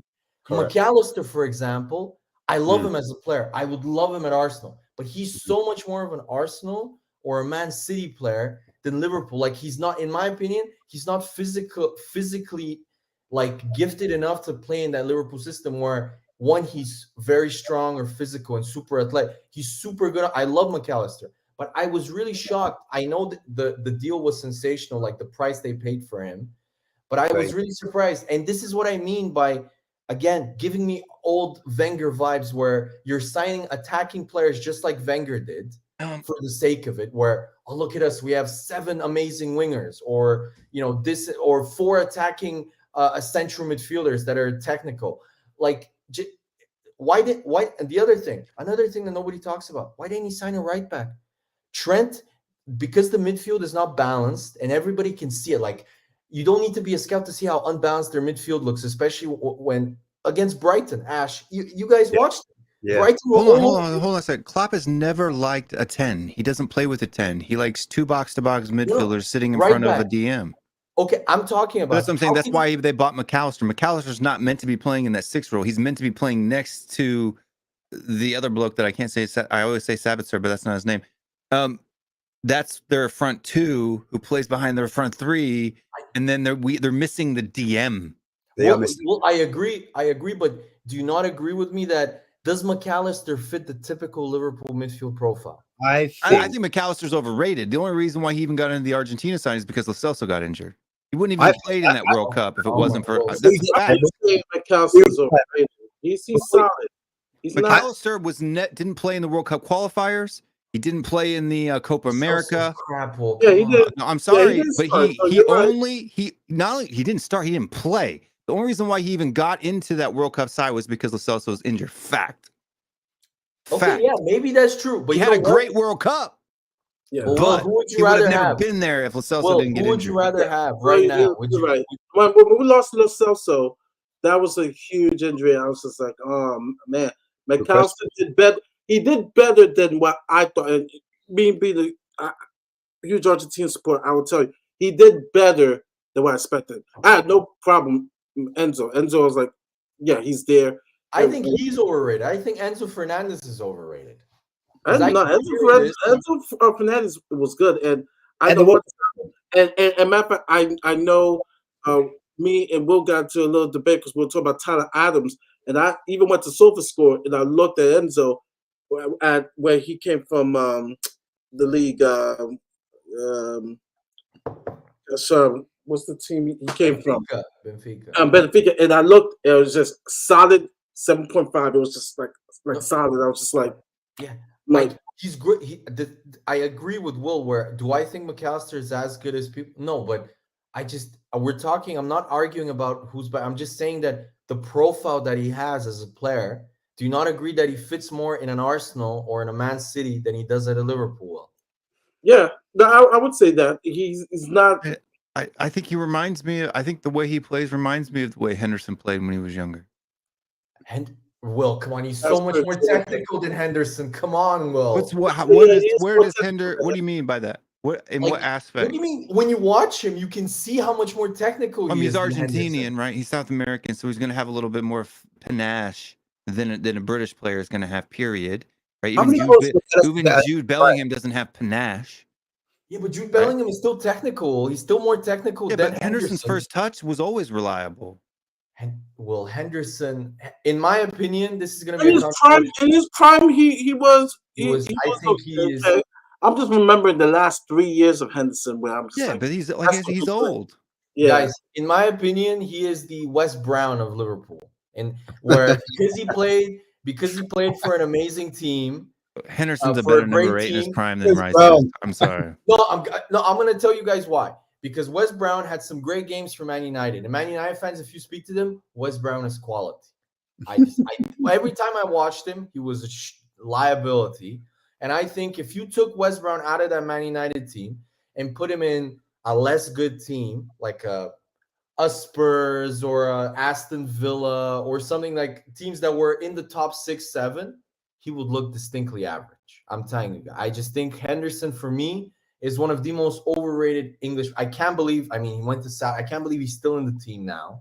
He's old. So, yeah, but that's my opinion. But for me, like, just to add on, I think McAllister is better than Lo Celso. I'm not gonna lie. I'll be real. That's my opinion. That's just me. How But is he not better? obviously changed that because Lo Celso's injured too many times. He needs to play a consistent run of games, in my opinion, in a Premier League team. La Liga is a different argument, but I don't know the pace of the Premier League. He hasn't been tested yet, in my opinion. Celso playing for Argentina. He's in Argentina, it's different. But I'm talking about in the Premier League. In terms of the Premier League, hasn't quite done it yet for whatever reason. Champions League, different. La Liga, different. But in terms of Premiership, it's yet to see. We're yet to see it. So I can only talk on what I see. But for me, we've only seen half a season of him, right? That's what I'm saying. No, yeah, that's true. For me, the issue was he didn't play season and a half. He played in half of Jose Mourinho, right? He's injured, right? And then he played. Then Jose got the sack. But right? He has hardly played for Tottenham. But he's played like 40 games. That is the most underrated skill and the most important thing in a player: availability. Abu Dhabi. I agree with you. Dhabi, if he was fit, would have been, in my opinion, one of the best midfielders in the world. Right. It's why Thomas Partey is overrated. It's why Neymar's overrated. They're never fit. I don't think. Partey, because of the availability. But on his day, you can see Partey is insane. Just like Neymar, on his day, he's one of the most talented footballers in the world, but he's never fit. I agree. I'm gonna agree with Will. I have to agree. It goes back to my point because I hear that because Lo Celso wasn't available. That's what I'm saying. That kind of pops him down, in my opinion. If Lo Celso was available, it would be different. But my thing wasn't Lo Celso, McAllister. My thing was they didn't back up their left side. So their left side, and I'm talking about the defensive left side, in Van Dijk. Van Dijk, for me, lost a yard of pace. Man, he's getting old. Injury. And I feel like when Liverpool play on their front foot, they relied on his pace to kind of get them out of trouble, to get those recovery tackles back down. And that suited their high line. But when they had Van Dijk in that system and he lost the yard of it, I think Liverpool should have gone for Mickey Van der Ven personally. Well, I think what it is too, Ash. Liverpool. What I think what they should have done, Ash, is they should have. I think people were starting to forget how solid and effective Liverpool's midfield and front line was winning the ball back and defending high up the pitch, and it didn't put a lot of pressure. Van Dijk, everybody said he was world class, but he really never had to defend. That's why his statistical numbers were always low compared to other defenders in the league, was because he was never put under pressure. Now that midfield, now that midfield is weak. Yes, point. He has to defend as well, and I think that his true colors, not being as good as people thought he was, is starting to come to truth, and it's the exact same thing with William Saliba and Gabriel. But there's one context you left out though. the injury to Saliba, I'm not Saliba, to Van Dijk has That's what I'm affected him. The hamstring. Sure. Has affected. Guys, But now he has to defend more, and Van he's not as fit as he used to be. That's a Will. double whammy. Van Dijk needs a trophy. The guy made Joe Gomez look like he made him an England international, and he made Trent look solid in defense for 2 years. Will, have you seen Trent when he gets exposed and run at by wingers and he doesn't have two players, Fabinho and Van Dijk, not covering him? He looks. I honestly, I'll take that. I'll take the argument. But I'll take the argument. But here's the thing: why that does not work with Netherlands? Because I always complain. Exactly. But plays dog shit for the Netherlands. Everybody says he's world class, and I agree. The Premier League, before his injury, he was world class. That's exactly what I'm saying. Whenever I watch Netherlands play, Van Dijk gets spun. He gets like he's supposed to make other people better. Whenever he's with Netherlands, Van Dijk, not Van Dijk. If he doesn't have that shield in front of him, he can't defend on his own. When he has to put under volume, when he gets tired and he has to put under high volume of defensive actions, he can't handle it. The reason why he doesn't, Will, have you never heard what neither can Saliba, that's why he can't play for France. Well, have you never heard what Maldini said about your defensive action stat? Maldini said that if he has to make a tackle, he's already lost. Because he's not talking about volume, my man. He's talking about going to ground, not making a tackle, going to ground. There's a difference between going to ground and making a tackle, okay? Christian Romero rarely goes to ground when he's trying to take the ball off of a person. It's a fact. It's a fact. You can close your hands and put your hands on your face all you want. He takes the ball off of him. Romero, Van de Ven goes to ground way more than Christian Romero does. As great as Van Dijk is, but when it comes to World Cup, like place Modric for club and country, world class. Messi, Netherlands club and country, world class. Ronaldo, they're not crap. They're not a crap team. But when it comes to, there's two players that I'm critical of: KDB and Van Dijk. When they play for their national teams, it's different, especially Van Dijk. I'm like, yo. This guy, I'm watching him get spun. I'm watching him like what's Netherlands defense? And I'm like, yeah, he doesn't play as well for the Netherlands. But if you look at the system that the Netherlands play under Van Gaal, it's the chat says that quote's a fake. Which quote's a fake? Maldini said that quote was a fake. He never said it. Okay, well then I was wrong because I heard this comment. By the way, we got owned. First of all, our team was we played better than them in the Champions League final. After that penalty, better than them. You lost the game. That game. There's a difference between winning and playing badly. Yeah, you can win and play badly, and you can lose and play well. We outplayed them on the day, right? We went 1-0 down in the first 5 minutes of the game due to a dodgy handball. So then they sat back. They parked the bus for 90 minutes. Harry Kane wasn't fully. We still dominated possession and play. Yeah, Harry Winks starting like it was easy for any team to own us in that Champions League. Scored a late minute finisher at the end.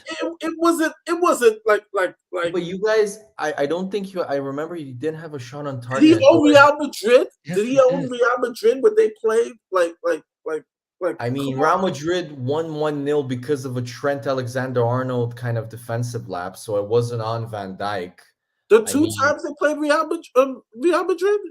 What about the first? Yeah, okay. I mean, the two times they played Real Madrid was they had probably one of the worst goalkeepers in cup I've ever seen in like a cup competition, especially in the Champions League play. And the winning second goal, the one that was the key that made the difference, was a ridiculous bicycle kick from Gareth Bale. What the hell is Van Dijk supposed to do? Can you tell me? He made a ridiculous 1 out of a million bicycle kick. It wasn't even like it was a ridiculous bicycle kick. Oh, it was the goalkeeper that game that completely baffled the game for him. Yeah, and it was the goal. I mean, was it the third goal where he just passed it to Benzema and Benzema? Yeah, it was the third goal, the one that ended. Yeah, I mean, there was a completely goalkeeper. That's when they went out and bought Alisson the very next window, or exactly. They bought Fabinho and Alisson. But you can't, guys. Like, I get what Van Dijk doesn't play well for Net. I think Van Dijk's a great defender. I just don't think he's the world-class defender people make him out to be.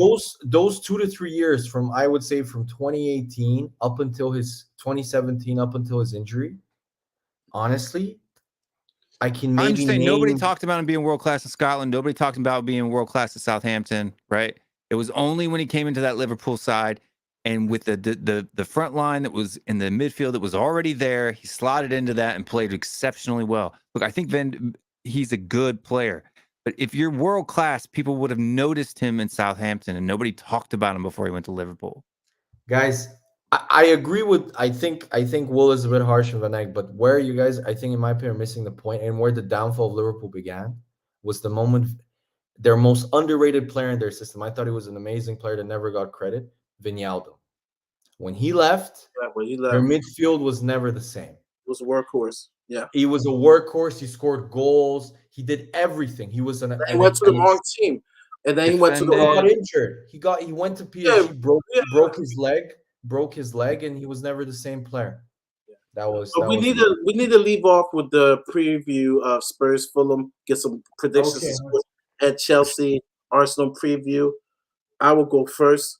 I said yesterday, I said Spurs 3, Fulham 1. I think this is a game that we are going to get a lot of attempts. We're going to bounce back because I think the Luton game was, though we started the first half good. Bounce back? You won, Martin. What are you talking about? Won, but I just think in performance-wise, because that second half was, we're playing short with 10 men. I just think Fulham doesn't have enough, and we owe them. We owe them because they eliminated us from the Carabao Cup. Yeah, that's true. Yeah, I think we win 3-1. The Chelsea Arsenal game, I think that this game is really, really tricky for you guys. Yes, it's a Big Six match, so you should be prepared. But I think Chelsea, man, at home, at the Bridge. Mark, you've been saying this for a year now. Chelsea are going to come back. There's still shit, Mari. Like, you've been saying this now. I see it as 1-1. I see 1-1. Arsenal 1, Chelsea 1. I think that's a reasonable scoreline. 1-1. Really? You guys think Chelsea lost to Nottingham Forest at home, guys? They're on a 2-game winning streak. Nice. Yeah, but hold on. They conceded. If you win, it's going to be a 1-0. They have the same level of defense as you do. You guys are not going to go there and blow them out. Like I've heard Arsenal fans come out with the 3-0s and the 4-0s and all this stuff. Chelsea's defense is not bad this season. They have hardly conceded any goals whatsoever.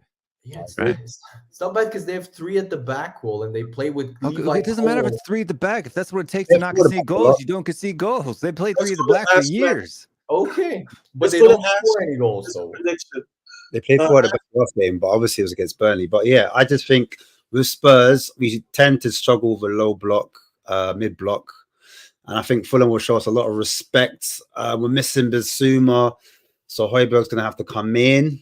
However, I feel like Murray has a very good point in terms of, I think Ange is going to be using that Fulham knockout. We got knocked out in that cup competition. He's going to use that to kind of, rear them up, like to really push it into the players that we must get the vengeance back against Fulham. So I expect I have a 2-1. I'm going to go for a 2-1 win. A 2-1. I'm not going to say we're going to blow them out the water. For Chelsea? 2-1 to Spurs. I thought you were talking about Chelsea. Sorry. No. But in terms of Arteta tends to, against the top 6 teams, tends to fare quite well, apart from Pep and Klopp. I think Pep and Klopp, that's where he struggles. Even though he did get that win, he did get the W against City. So I think that was a big game changer. Off the back of that, I think Arsenal have a lot of confidence going into it. However, Poch did do quite well against Arteta. I think Poch, against Arsenal. Poch did do quite well against Arsenal. So Arteta, he's been doing quite well against Arsenal in when he was at Spurs, and I think he's got a point to prove, man. I think it's not going to be easy. I do feel like Chelsea centre-backs have changed quite frequently this season alone, and they still have got a really good defense. I don't think it's going to be, like Will was saying, like a demolition. I think it's going to be a real tight game, and for that reason, I'm going to agree, man. I'm going to go for another 1-1 draw, man. I think I'm 1-1 draw only because also it depends on what type of Saka comes back. It depends on what type of Martinelli comes back. They also haven't been cooking the season. They've been grinding the results out. Don't get me wrong, but in terms of like, having an extra factor, they've been steady, like a steady Eddie, in my opinion. But that could change. But from what I can see, I think Chelsea are slowly getting themselves together, and Poch has a point to prove, man, against Arsenal. He always has done. This is my opinion. Yeah. I could be wrong. We'll see. All right, we'll go to Stefan, your predictions, and then we'll end off with See, here's the thing with Fulham. I think you'll beat them, but I think it's going to be much more difficult than Spurs fans. I think Ashmanik is correct. I think if you watch Fulham's games against the top teams, against Arsenal, they played really well, especially defensively. They're going to play with a deep block against you guys. Like, Silva is not a stupid coach. He's not going to try and outplay you guys, and they're going to hope for set pieces. They're going to cross the ball out. So it's going to be quite a physical game, because if you also watch them against Man City, up until the refs screwed up completely everything in the Man City Fulham game, Fulham actually looked like the better team in the first half. Fulham were playing really well and causing them problems, especially on the break. So I think you'll win this game. I think you win it 2-1. I agree with Ash. I think it'll be tight. If Son plays, I think you win it. If Son doesn't play, then maybe that can change. I don't know then, but I think you should win it. The Arsenal-Chelsea game, I don't know where Will is hearing Arsenal saying 3-4. I mean, going to a London derby at Stamford Bridge, it's never an easy game, but Arsenal have the best record in the Premier League at Stamford Bridge. There's no other team that has won there more. We've won there in the last 4 years in a row. I think we're a much better team than Chelsea. I think I watched Chelsea against Fulham. Even in that game, apart from the spell where they scored the 2 goals, it was a bit against the run of play. Fulham were like more. They were playing pretty much on the counter the whole game. And if they're going to play like this against Arsenal, I think Arsenal will score goals against them. And the other thing is, in my opinion, I think we'll win. Arsenal haven't conceded yet away from home. So our defense away from home is really good. It's the best in the league. If you haven't played anyone away from home yet. Okay, of course. Yeah. Well, I mean, you haven't conceded, though. You guys conceded 2 against Burnley. You conceded, I forgot who else did. But we also don't concede chances. Like, we're in complete control of the game. Usually, we play better away from home than we play at home, pretty much. So that's why I'm quite confident. I think it's going to be a 1-0 win to Arsenal.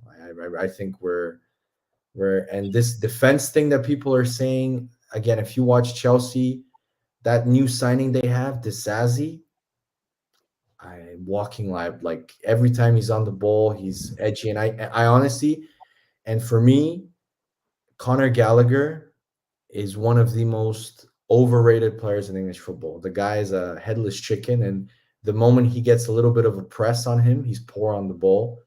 And I think they're really going to struggle with the Arsenal press, especially from the back. If they try and play out from the back, which, I mean, I think they will. And Poch's record against the big teams is really, really bad. Against Arsenal, even when Arsenal were crap, and he was at Spurs when Spurs were good, he never won at the Emirates once. So even he couldn't do it. So, Drew several times. Several times. Well, tell me. Twice, I think. He won only once. There 5 years. He won once in the League Cup. He beat us. He didn't beat us in the league. He drew multiple times. We beat Liverpool. Okay. We beat His City. drawing.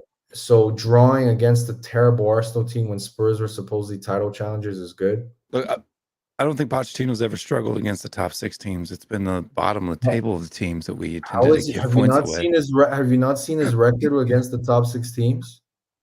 It's really bad, especially away from home. But he's at home. He's at home. He's at home, but he's at home. He's at home. But if you look at his home record since he's been at Chelsea, it's not very good. He's lost to Nottingham Forest. He's lost to Villa. He's lost to who else has he lost to? Yeah, they've started bad. They have, no doubt. And But I'm just saying the momentum right now.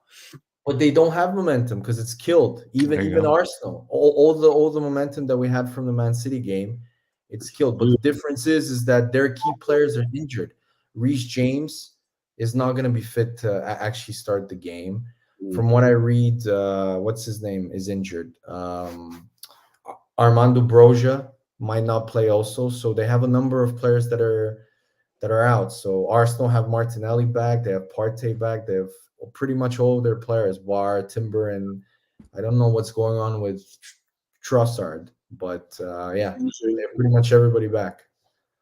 Well, your predictions? Chelsea, Man City. I think it's going to be a draw. 0-0, 1-1, 2-2 along that lines. I was thinking it was going to be a Chelsea 2-0 win for Will, the prediction, but I'm surprised.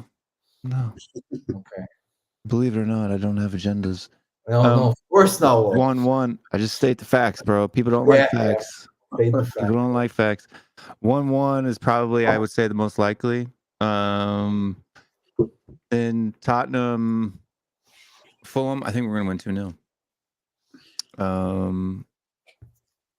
Fulham has been in a dip in form lately. They started off the season strong, and they've been continually getting worse and worse and worse as the weeks go by.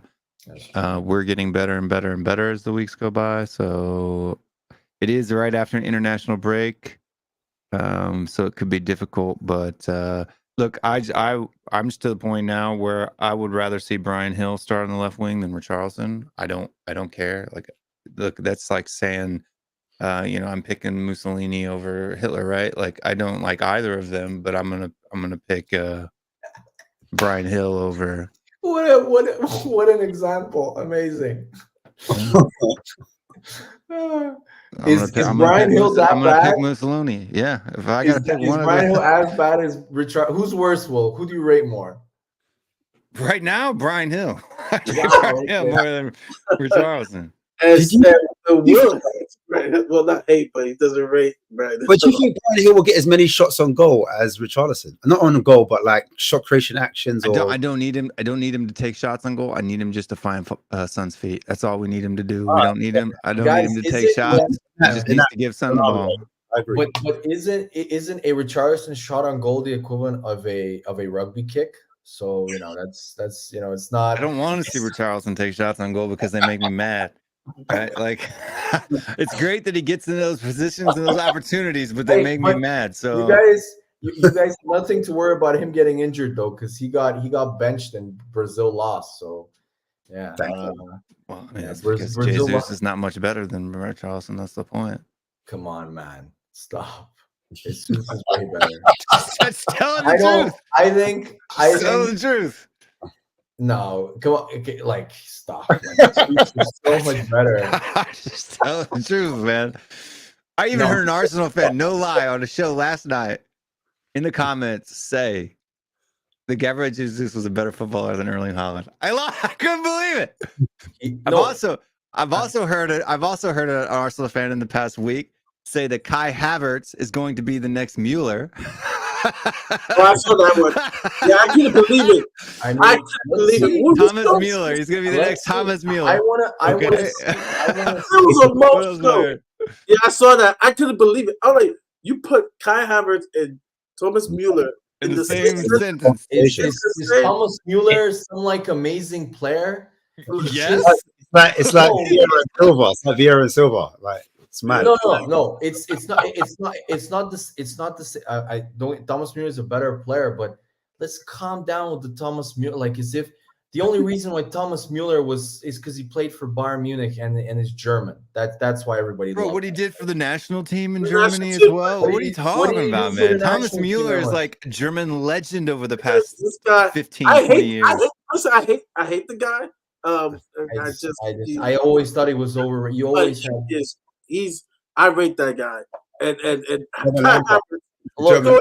Gabriel, if Cody we're talking Wish. about pure football player, I agree with this. I think Erling Haaland as a football player, as a footballer, is not very good. I just think he's super, super effective at what he does, which is he's amazing in the box. You get him to do some technical skills, I'm sure Haaland is not very good, Will.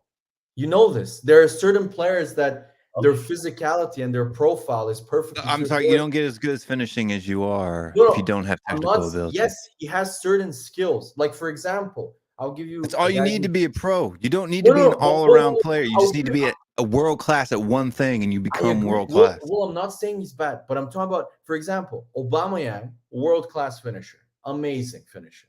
Everything else, Will, you take away that finishing from him, Will, he's an average League One player. He's an average. Look, I'm just saying that there is no world class player who is good at everything, right? None. I Like agree, even but- Messi sucks at headers, right? Like, but Will, The there are certain players that they're just good football player. Like, for example, Wayne Rooney. Wayne Rooney could play striker. Wayne Rooney could play midfield, center mid. Wayne Rooney could play winger. Ryan Giggs. Ryan Giggs could play winger. He could play center mid. These are, for me, good. Like, that's what I mean by a footballer. Like, he can play. Ben White. Ben White is a really good football player. He might not be the greatest. Kane's a better footballer than Haaland. yeah, Kane's a better footballer than Haaland, but Kane puts up almost the same numbers as Haaland. 100%. Gabriel Jesus is hitting, maybe 10 goals in the league a season, right? And Erling Haaland's hitting 30, right? I get the Kane-Haaland debate, right? Kane's putting in 30, Haaland's 36. And then you want to talk about overall ability as a striker. Who's the complete striker? 100% Harry Kane, I think, tops out Erling Haaland. But to put Gabriel Jesus in that conversation when he can barely scrape out 10 goals a season is far from being up there, man. That's like me saying Oliver Skipp's the best midfielder in the world. Again, you're misinterpreting what he meant. He doesn't mean that he's a better player. He means that as a footballer, he's better. Like, for example, I'll give you a basketball one. Dwight Howard, if you guys know Dwight Howard, incredible physical specimen, incredible, could rebound like a monster, but that was because he was physically gifted. If you make him go in the post and try and do moves like a Tim Duncan or another player, he was rubbish. He couldn't, apart from dunking the ball, he had no handle whatsoever. This is what I mean. Haaland is a bit like a more imposing, like a Dwight Howard. Hold on, but you don't need to be that. What I'm saying is you got Dennis Rodman, who's probably one of the worst basketball players that the NBA has ever seen, but because he was the elite rebounder in the league, he won 5 titles. Look, a team doesn't need 5 guys who are great at everything. They need 5 players who play in a system. Basketball's that way, football's that way. You don't need to be elite at every aspect of the game. It's better to be elite at one aspect and okay at others, or average at other aspects, than to be good at all of the aspects. Well, I agree with you, but I just think you're taking it like too much. Like, as a footballer, I do think Jesus is much better than Haaland, because Jesus. Look, I'm not interested in like freestyle type deals. No, right? not freestyle. I'm talking about just affecting the game, getting numbers on the board. Right. Yeah, okay. Nobody talks about Michael Jordan because he was, stuck his tongue out when he dunked. They talk about his scoring titles, his defensive titles, and all what he did on the court. But that's all I care about is what the players do on the pitch. I agree, but you know what? My favorite ever basketball player wasn't the best, but I loved watching him play because of how skillful he was. And now you're talking about styles. If you talk about styles, for example, Derrick Rose. When Derrick Rose was at his best, he was insane to watch. He was such a good. Was he the best player in the league? Well, no, he was for one season maybe because he won the MVP, but a lot of people would say LeBron is better and Kevin Durant. But I loved watching Derrick Rose because Derrick Rose could play. He could play shooting guard. He could play point guard. He was such a good I'm not in for the Swiss Army. I'm not a fan of the Swiss Army knife players in any sport. Okay. I like the exceptional players at any particular aspect. That's why I always will admit that Son Heung-min is world class, because he is the most world class finisher. No one in the world right now has as many goals to shots on target as Heung-min Son. No one finishes like Heung-min Son does. No one. Okay. No one. Not Mbappe, not Haaland, Will. not Messi. Will. No Quick one. question. How much goals do you think Son will get this season?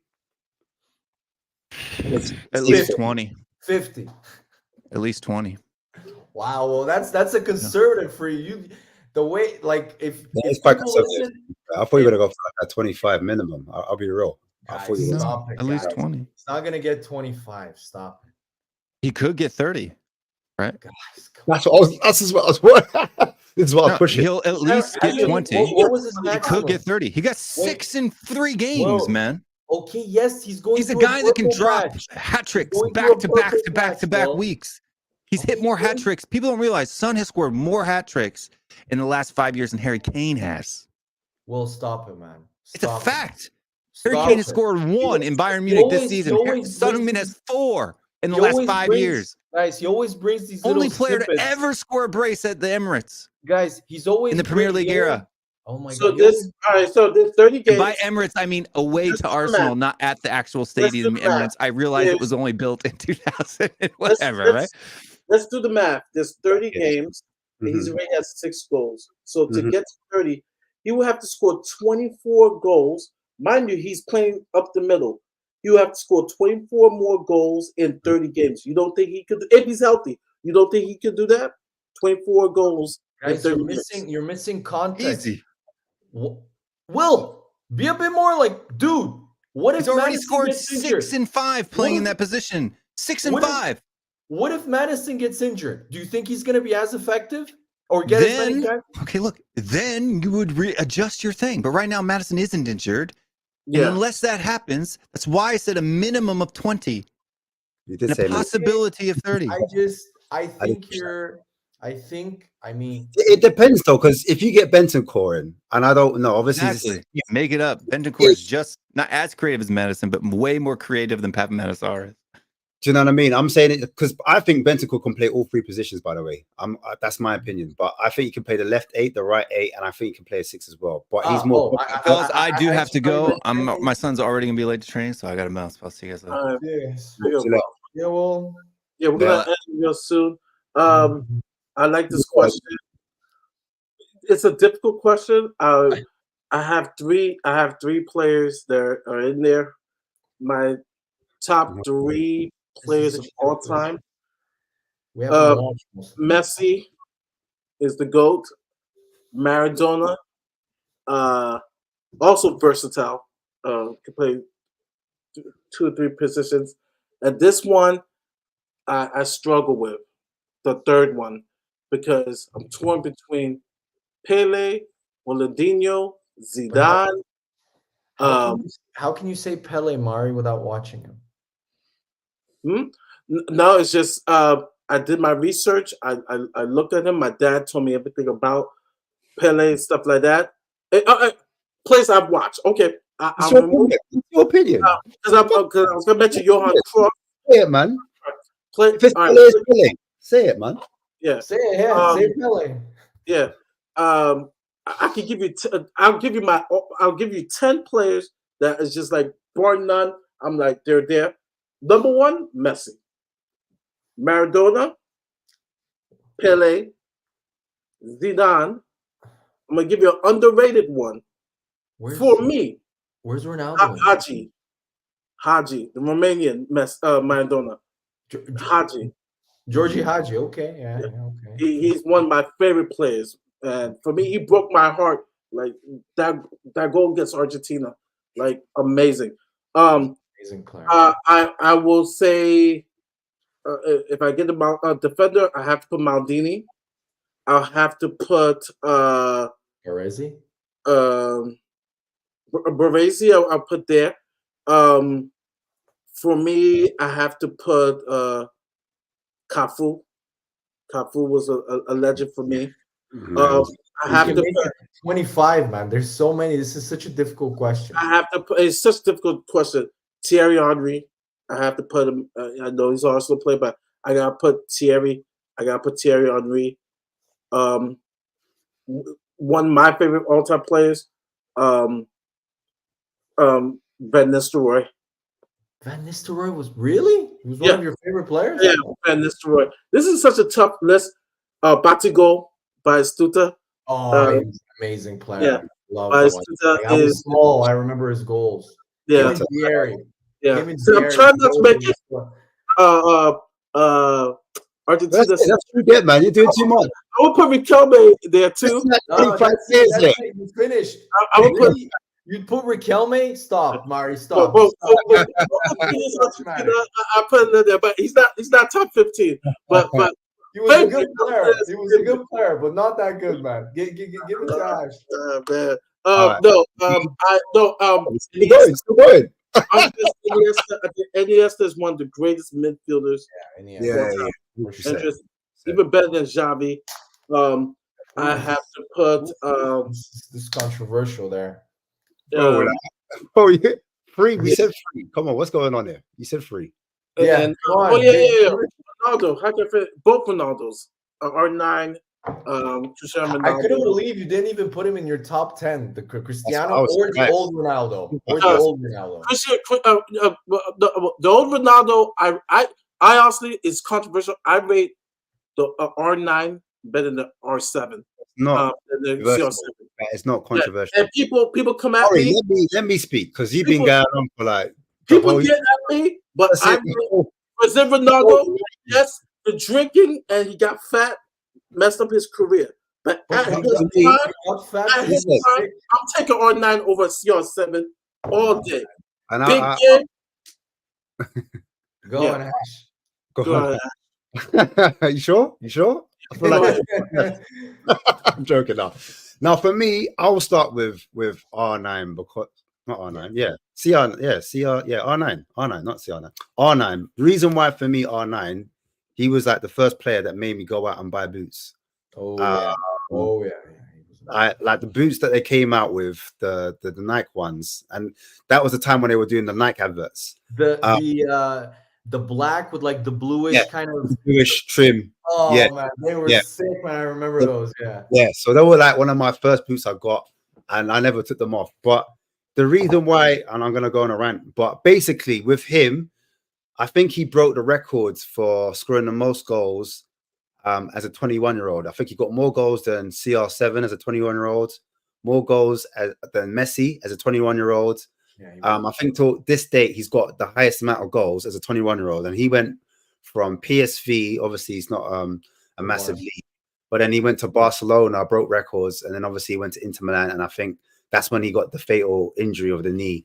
But I think because he kind of grew up so fast and he played so much football that his body didn't catch up with how much he was developing, and I think that's where he had the issue with the knees.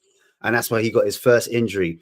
But like for me, he was the first man that I saw do the snake. You know, that trick where you hit the ball and you kind of flip flap it with your foot, so you can beat a man. But it's like a two trick. Like you push it one way and you push it the other way. He did that with the outside of his boot. Normally you see it with the inside of the boot. He did it with the outside of his boot to be played. He was the first man I saw to go around the goalkeeper by knee. He would do step overs and he put the goalkeeper on his back like a bad bee. You know what I'm saying? But Ash, wasn't he one-on-one with the goalie? It was a goal. Always. One-on-one with a keeper, always a goal. He was the first man I saw replicate that level. Like, this is for me, for what I saw on not just like a club level, but when he did it at club level, I mean, country level, he was just as good, if not the best at country level. Even when he was fat at Real Madrid, he was still amazing. Even when he was fat with a busted knee, he was still putting up numbers. In fact, he did less dribbling, like taking on 3 or 4 players, and he started shooting outside the box. He started shooting outside the box, hitting that top corner. So I said, this guy cannot be. That's what they called it. Like the bit I always remember is the goal that he scored at Barcelona, and Bobby Robson was the coach. And he's put his hands on his head and he's just done this. And he's looked around and he's like, did you just see? And remember, Bobby Robson had managed the likes of Gaza. He had managed like loads of top players. And he put his hands on his head and was like, oh my. So for me, he goes in there. I watched Zidane at Juventus. I used to watch a lot of Italia, Gazzetta football. Same with me growing up. So for me, Zidane, he made the game. He slowed it down and he made it look like you've got 10 years, like on the pitch. His legs, his long legs, you could never get the ball. Yeah, his first touch was delicate. His first touch was, this remind me of like a Bergkamp or a Berbatov, but imagine that in the midfield. Like first touch, he could just any part of his foot, any part of his body, he could just take the ball, control it. And what I liked with him, he could pirouette, like he was almost like a dance. He was delicate. He was physical and strong, but his feet were like ballerinas, because he was able to just move and shape his body and just control his body shape to protect the ball. And then, like, yeah, amazing. Then he had the goals to go with it. It wasn't just like we would talk about Dembele as Spurs fans a lot. Arsenal might talk about I don't know who'd be like build out, like I wouldn't say Vieira, but do you know what I mean? Fabregas, yeah, Fabregas would be a good example. Not only could this guy dribble, but he could finish it. He could shoot from outside the box, inside the box, so he could become an attacking mid from turning into a centre mid. He could literally control the game with not just shooting, and he can actually do passing as well. He just had it all. And I think that World Cup when he was at France, remember, Henry was meant to be the big man, you know? Henry's on stuff. I know Henry was a bit young, but when Zizi came on, Zizi was the boss. He was the boss. Yeah, he was the main man. As good as Henry was, when he moved to Barcelona, and he was a legend at Arsenal, but when he went to Barcelona, he didn't really stand out for me like a Ronaldinho. Like Ronaldinho, he was 30. He was like a D. I hear that. He was on the downward trajectory. But I'm just saying, like, I'm looking at him at the France team. And I know he was young in the France team, but still, Zidane was there and Zidane was boss. So for me, like, I'm not taking anything away from Henry. Henry was amazing forward. Like, he was amazing. Like, I call him like a hybrid between a centre forward and a wing forward, because the way he used to just from the wing start dribble past players, that was amazing. But so yeah, Ronaldo, Zidane, and then the last position is like the third position is always the hardest, right? The third position is always hardest. So you have to talk about a few players, and I can only talk about players that I watched. Do you know what I mean? Growing up, like Mari's already mentioned, like your better shooter. I'd mention a George Weah because I watched that goal live. George Weah, whole team. On the back of that, he became the prime minister or the president of Liberia because of like his son now plays. His son now plays for PSG. Yeah, he was the first African player to have the Ballon d'Or. Like, he had the Ballon d'Or as well. George Weah for me, like, if guys don't know, they need to look him up, because George Weah for me was George Weah. Another, I just want to say this because I'm an Arsenal fan. Yeah. Another player that Wenger found. Yeah. Correct. Monaco. Yeah. Correct. Yeah. But I can't have the same conversation. I'm gonna be boring. And I like there's players like I liked, like a Van Basten, but it was a little bit before my time. But I thought he was dope. I think he's worth a mention. I think he was crazy talented.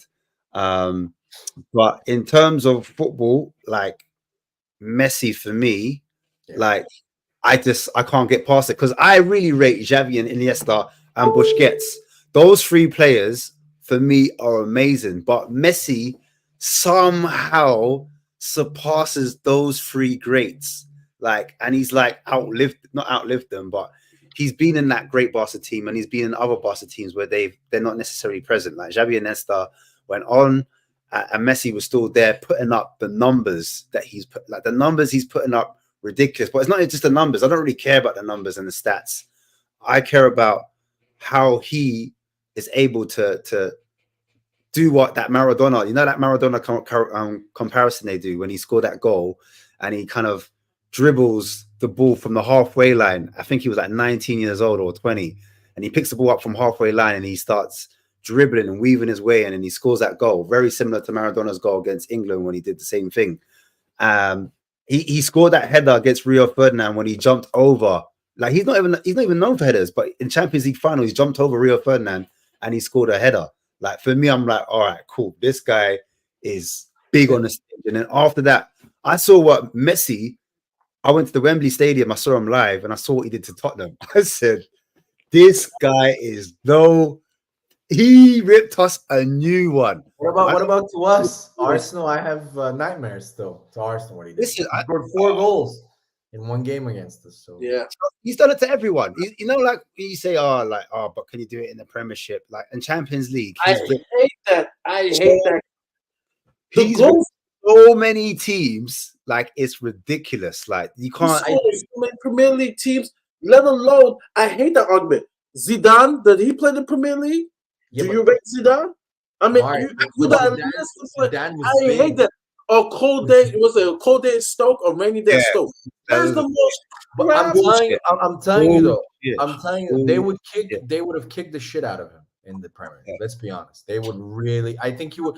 I'm not saying he wouldn't be as good. I just think it would be harder for him to express himself as much because when he goes up against the Ryan Shawcross from Stoke, he's not going to not kick him. He's going to kick him. This though. Check this. Yeah, check after he does a 360 between his leg, nutmegs him, and check this. People forget. Ronaldinho. Oh yeah, I can't believe none of you said Ronaldinho. Ronaldinho. I did Ronaldinho.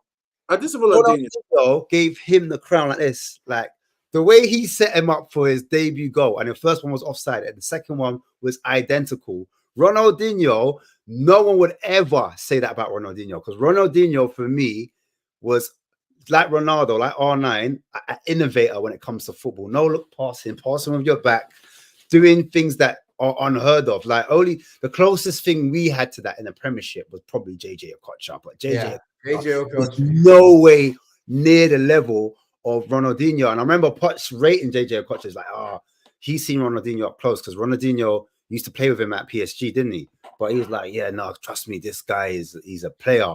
Ronaldinho is just like that's what you go to watch football for. You pay your hard-earned money, and you say, here's my money. I want to see Ronaldinho. I'm torn here. When he scored that goal against Chelsea, when he faked it and then he hit it, and he just starts showing bare gums, like you just see his gums, and he's smiling, and he starts dancing. You know, he is. When I think of my childhood, I think of, obviously because I'm an Arsenal fan, but I also think of Ronaldinho because of FIFA Street. Have you guys played PlayStation 2 FIFA Street? Yeah. Remember how amazing he was in that game? Yeah. And I just remember, and he was just an amazing player. But I completely agree with you guys. Before you give your top, you named like 7 players. Yeah. Let me quickly say this because I'm torn here. When Argentina won the World Cup, I literally was in tears because my father passed away about 15 years ago, and for me, watching football was sitting on my dad's knee and watching the '86 World Cup. And my father explained to me Maradona is the greatest player of all time. Like literally sit on the knee, and I'm watching the game, and my dad explained to me how this guy control, because people look at the stats and stuff like that. No, this guy playing at a time where you could kill the football player, literally kill them, take their knee out and stuff like that. And watching Maradona play with my dad was, for me, a father-son moment. And then going to the barbershop, because we grew up in Brooklyn, so a lot of Italians, we would get the Serie A game of the week. So Napoli was on along with Milan, Juventus. When I grew up, I knew of the Premier League, but the league was Serie A. It was Serie A. It was like the Premier League. So I grew up watching Maradona. I cried after the German. I never root for Germany because of 1990, because I thought Germany cheated. Oh, they roughed up Maradona and stuff like I was mad, like literally. But Messi for me, I don't care what, and I disagree with playing in weak leagues. La Liga was one of the top leagues with Real Madrid, Atletico, Sevilla. Like there was a period they were winning all the trophies, European trophies. So I don't want to hear Messi play in the weak league. All right. That's disrespecting Iniesta, Xavi, Sergio Ramos, Like there were players in La Liga. I hate that. It's just sometimes that's what frustrates me about some Premier League fans because they think no other league like Messi played in the best league in his prime, bar none, and humiliated United, schooled them, run them in circles. I remember that. So Scalzi. yeah, schooled them. So for me about Messi is and why he reminds me of Maradona. There's never been a player, and this is why I say he's better CR7. Messi doesn't have to score, and he controls that game. He controls the game. When Ronaldo's not scoring, you watch him. He will contribute nothing to that for your team. Come on, Mari. I'm talking about a comparison to Messi. Messi controls the game like a puppeteer when he doesn't even have the ball, even when he's not scoring. The guy's intelligence. He is the smartest man to play on the football field. It is Barna, and for me to say that because for years I said Maradona. Now I'm like, yo, I'm giving Messi his roses. Messi for me is the GOAT. The stats say it, the eye test say it, factos. It is like now there are people Ronaldinho I'll put up there. I did say Ronaldinho, but I said it low. Maradona, give me Pele. 3 World Cups, that's unheard of. I don't think anybody could. Maybe Mbappe could have done it if he won the last World Cup. But for me, Messi is the GOAT, Maradona number 2. Okay. It is not BS. I'm telling you now. Ignore the comments. It's all opinions. Ignore the comments. You don't need to answer. Now it's my turn. So I'm gonna be honest with you guys. I can't name 3, so I'm just gonna name 10. So I'll be quick. I'll be quicker. So number 1 for me, it has to be Messi because he's the best player that, in terms of stats, in terms of that I've ever seen on a pitch play. Number 2, just as a pure football player, he is my favorite player as a kid. Just like Ash Ronaldo. Just like Ash pointed out, that game where he scored, I forgot which example you used. My example was he is the only player that I have seen get a standing ovation at Old Trafford playing as a Real Madrid player. He tore them apart.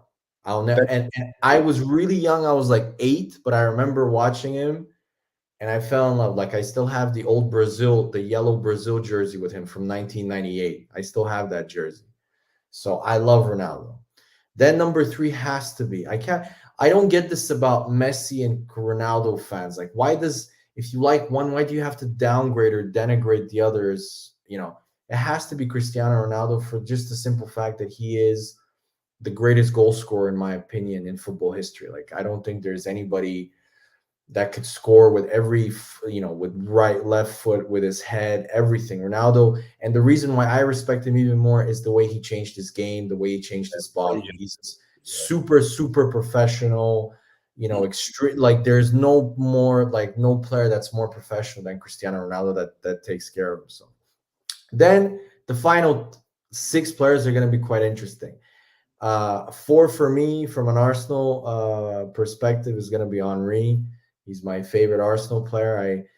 I still haven't seen a player in the Premier League that can take the ball from the halfway line and dribble past almost everybody and either score or pass for a goal. Stats-wise, he's still the only player in the Premier League to have 20 goals and 20 assists. So, in my opinion, he is the greatest ever Premier League player that I have ever watched. People can debate that, but that's just, call me an Arsenal fan. But yeah, then after Henry, I have to say FIFA Street, Ronaldinho. Loved him. So much fun to watch. And he brought, the reason why so many people loved him is because he just smiled every time he played football. He loved it. He looked like he was us, like he was a fan playing football. He loved it. He enjoyed himself. He never he was not aggressive. He never done stuff and stuff. And then after Ronaldinho at number 6, I have to put, of course, I'm Bulgarian, Stoichkov. Stoichkov is the greatest Bulgarian player ever. He won a Ballon d'Or. He's a winner. He won the Champions League with Barcelona. He won everything with Barcelona. He got Bulgaria to the semifinal of the World Cup. He was an amazing player, a captain, a leader. I have to put him. You know, my dad would be ashamed if I didn't in the actual top 10. Even though I didn't watch him as much, I just watched clips, so I'll be biased. After that, it's more personal what I saw. After those, so 7, 8, 9, 10, I'm gonna go for a special mention. This is the best midfielder that I have watched in the most all-round, one of the most underrated players, I would say, when people talk about the greatest players. Clarence Seedorf. I told you, my list was wrong. There you go. Amazing player wherever he went, was Milan. timeless. Was the best midfielder in the Champions League at the age of 36, 37. Played for Ajax, won the Champions League. Played for Real Madrid. I think he won the Champions League with them also. I'm not sure. I think he stayed only 2 years. Then went to Inter, or was it Milan first? I don't remember. He went to Inter and Milan. He won the Champions League at Milan, I think, twice. Just a pure winner, an amazing player, just all around. He could literally do everything. And the thing I loved about him is he would always score absolute bangers, like from 50 meters, ridiculous shooting. I love that about him. What about Pirlo, the architect? I think Seedorf made him look better than he was. Seedorf for me is. He went on to Juventus, and he was still the architect. Everybody. Look, Pirlo was a great player. Everybody talks about him, but Pirlo always needed somebody next to him. Pirlo needed a Gattuso. Seedorf was just like Seedorf. He was athletic. He could pass. He could shoot. He could score. He could defend. He could do absolutely. He was technical. He is, in my opinion, the most all-around midfielder. More all-around than Zidane because he could tackle. Zidane wasn't the tackler. Let's be honest. That's in my opinion. Then number 8, of course, it has to be Zinedine Zidane. Amazing player. There's nothing more I can say. Just what you guys added. Just an incredibly elegant, but also a super physical and powerful player. When he would go on the run, nobody could catch up with him. He looked like nobody could stop. Jude Bellingham reminds me a little bit of a young Zidane, especially on the run, with his long legs, just like Jude Bellingham, similar with his long legs, how he nips the ball past you and stuff. Maybe not as technical, but just some of the big game moments. Like I'll never forget the. I haven't watched Laudrup. I've heard he's an amazing.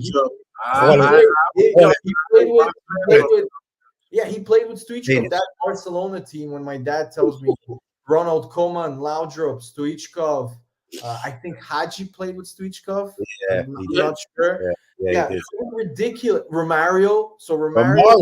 Oh my day. Yeah, like Bebeto. Just ridiculous. Romario at Barcelona. Yeah, then I have to save a spot, a number 9 spot. I have to, because I'm biased towards more attacking players. It has to be a defender, and the best defender that I have watched. I'm not gonna say Maldini because I watched him at the latter stages, even though he was a left back when I kind of remember him when he played because he was older. Still amazing, of course, but the most elegant defender that I have seen, I've never seen him get a red card or make a bad tackle. Alessandro Nesta. I was just about to say Nesta. I was just thinking that. Nesta was, in my opinion, the most pure, elegant defender that always looked. Cannavaro was a brute, an amazing defender, but he was a tough defender. He was a rough. Nesta never looked out of place. He never kicked out. He was such an amazing a lot, but Nesta was a top. That's amazing defender, and he won. For me, it's also important that I'm picking players that have won things, that are winners, that that contributed. Most of them do. Like it's very rare that you find one that they like Harry Kane, and then no. There's more. There's more players. Like I would say, Steven Gerrard didn't win as much. He never won a Premier League. He won Champions League. Yeah, he won a Champions League, but he won that one Champions League against Milan. He won 2 FA Cups. Yeah, Steven Gerrard, he won 2 FA Cups. Yeah, he didn't win. He won stuff. Yeah, that's true. He did. But going back, and now my final pick has to be a fullback. And this is another player that for me, Rui Costa. amazing player. At Milan, Rui yeah. Costa, class. But this player never gets talked about as one of the greatest fullbacks. Everybody talks about Cafu, but this player was the ultimate hybrid. He could play right back, left back. Roberto Carlos. No, surprisingly, no. He was amazing in everything. He won everything, international and club. Vicente Lizarazu. Lizarazu. Amazing player. Amazing player. Fit as fittest guy ever. At the age of 35, still played for Bayern Munich at the highest level. Could play right back and left back because he could play with both feet extremely well. Just an incredible player. Won the World Cup with France. Got to the final with France again. Just an insane and super. When everybody talks about fullbacks, everybody says Dani Alves and Cafu. And don't get me wrong, they're amazing players. But Cafu, in my opinion, was amazing because he could defend and attack. Dani Alves defensively wasn't the best. Let's be honest. He was an amazing. It was amazing that I was just thinking about, because thinking about Brazil. He's my neighbor, and I've seen him a couple of times growing up. It was just amazing. At his prime, Rivaldo. That is he lives right next to me. That is my childhood. The front line, the 2002 World Cup winning Brazil, Rivaldo, Ronaldo, Ronaldinho. Too crazy. Ridiculous. Rivaldo is another player that when people talk about great players, they don't they always talk about the Ronaldos and the Ronaldinho. They never say Rivaldo. I have never seen, maybe apart from Podolski, a stronger left foot, a stronger shot, pure shot from a standing. He was so ridiculous. Like, I'll never forget. I think he scored against Turkey in the semifinal from like a ridiculous angle. But like, not only him, like I would have to put a special mention also. He was my favorite player. They were my favorite team, but it was after the Ronaldo era. Man, Adriano. Oh my God. At Inter. It was good. It was ridiculous. Him and Vieri was like a human highlight. They were a human highlight reel. Every game they would score. Either Vieri would score ridiculous, like fucking volley out of nothing. I watched a lot of Syria. It was him, Piero. One of my favorite. Aero. That is for me. That Inter team, the 2002-3 under Hector Coupe, Adriano, Recoba, Vieri, Dejan Stankovic in midfield. Like they had the guy was Salas or something. Do you remember the guy? Salas, from Chile. Salas and Zamorano from Chile. Yeah. One of the best 1-2 punch. I was on Salva's show, and it was like best 1-2 punch. When I grew up, 1998 World Cup, Salas and Zamorano. Yes. Were amazing for Chile. I was like, oh my goodness. But these guys were, when you talk about like ultimate strike force, I'm not talking like now, I'm talking about Salas and Zamorano. They were like telepathic. Those guys. Would you guys think of Suarez? Would you put it? Because I think Suarez was he was an amazing player, but I wouldn't put him. So Luis Suarez has to be there. People forget Diego Forlan. He's good, but no, he's not the top. Suarez was way better, Mari. Come on. Yeah, Suarez was better. I would say Suarez is better. Yeah. People can't forget. I'm gonna go back to the Premier League. I just want to say, Hayek, it would have been an honor to see Maradona in the living flesh. Like I said, he was my GOAT. Had to put Messi there, but please don't use his fixed World Cup. If it was so fixed for Messi, why did Germany, right?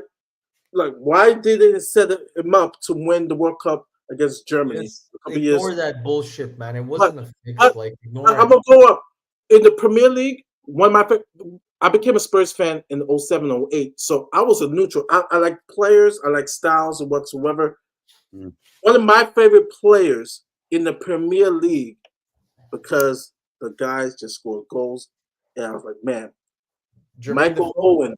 Michael Owen. Okay. Michael Owen was my favorite player.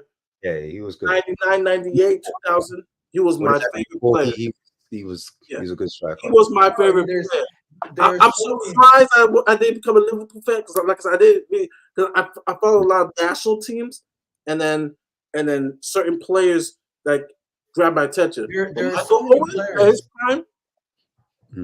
There are so I many used to like players. Lola. There are so many players that when you go back and read like for example, I as an Arsenal fan, I never appreciated how good Alexis Sanchez was, guys. Oh When I my read his stats, Sanchez was no his stats Sanchez. were nuts, man. I was scared of Sanchez. I was scared of him. Do you guys know that? Do you guys know that Sanchez is the only player in 15 years in the Premier League to have over 45 goals and assists in the season? There's not he had 25, he had 22 goals and 23 assists or something like that. No player. And I thought he was really good, guys, but I didn't appreciate him now thinking about it. Like I really didn't, because he was amazing. But I always said, oh, he's a great player, but like I never put him even close to like a Fabregas or anything like that. Nowhere near to Henry or a Vieira or something like that. Like, but you appreciate, like, for example, even Spurs fans, I would say like a player that I really enjoyed watching for you guys, but maybe he doesn't get as much plaudits, is Jermaine Defoe. The guy scored tons of goals. I say all the time, Jermaine Defoe is one of my top 3 favorite Spurs players of all time. Like he always scored. He always scored good goals. Like Jermaine Defoe for me. Backlift. Anybody that has an island trait to them is gonna be my favorite, because my family's from the Caribbean, and we have French, like, you know, French came to Haiti whatsoever, but you know, Jamaican married to my family. So anybody that has an island flavor, Jermaine Defoe is one of my like literally, like I put him there with Kane as one of my favorite Spurs players. Jermaine Defoe. Even there's so many players that are, there are so many players that are underappreciated. Like even Arsenal fans, like when they talk about, for example, our greatest teams, like you have the Invincibles. Lauren, amazing player. If you watch Lauren, if you watch how he played for Arsenal, he was the first inverted fullback. He would play because he came as a DM from Malaga, and Wenger put him as a right back. So he would go into the midfield a lot because he was really good on the ball, because he was a midfield player.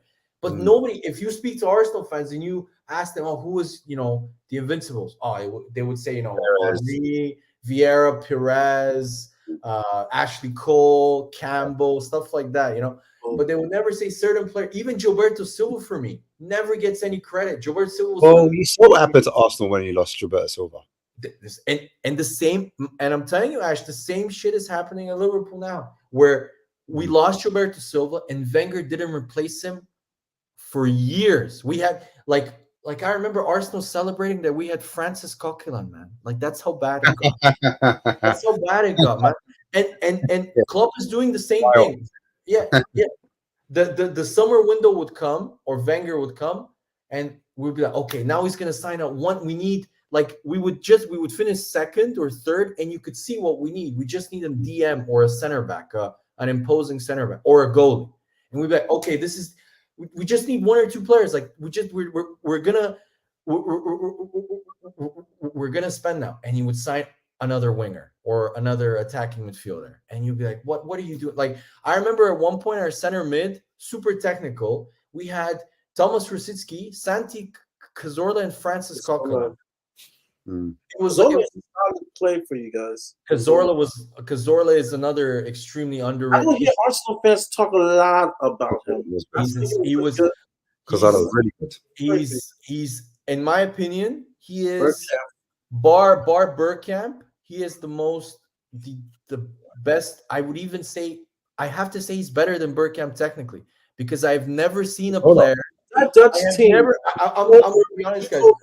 Eric Davis, Bergkamp, Seedorf. I mean, that Netherlands team was. But it's the Netherlands. They're like, no offense, guys. They're like the Spurs of the internationals. They always choke in like the semifinal, right? Yeah, but they lost to good teams, bro. I mean, like that 98 team. Like, that's why once you get to that level, when you get to the semifinals. No, they would. No, this is exactly every time what would happen with the Netherlands.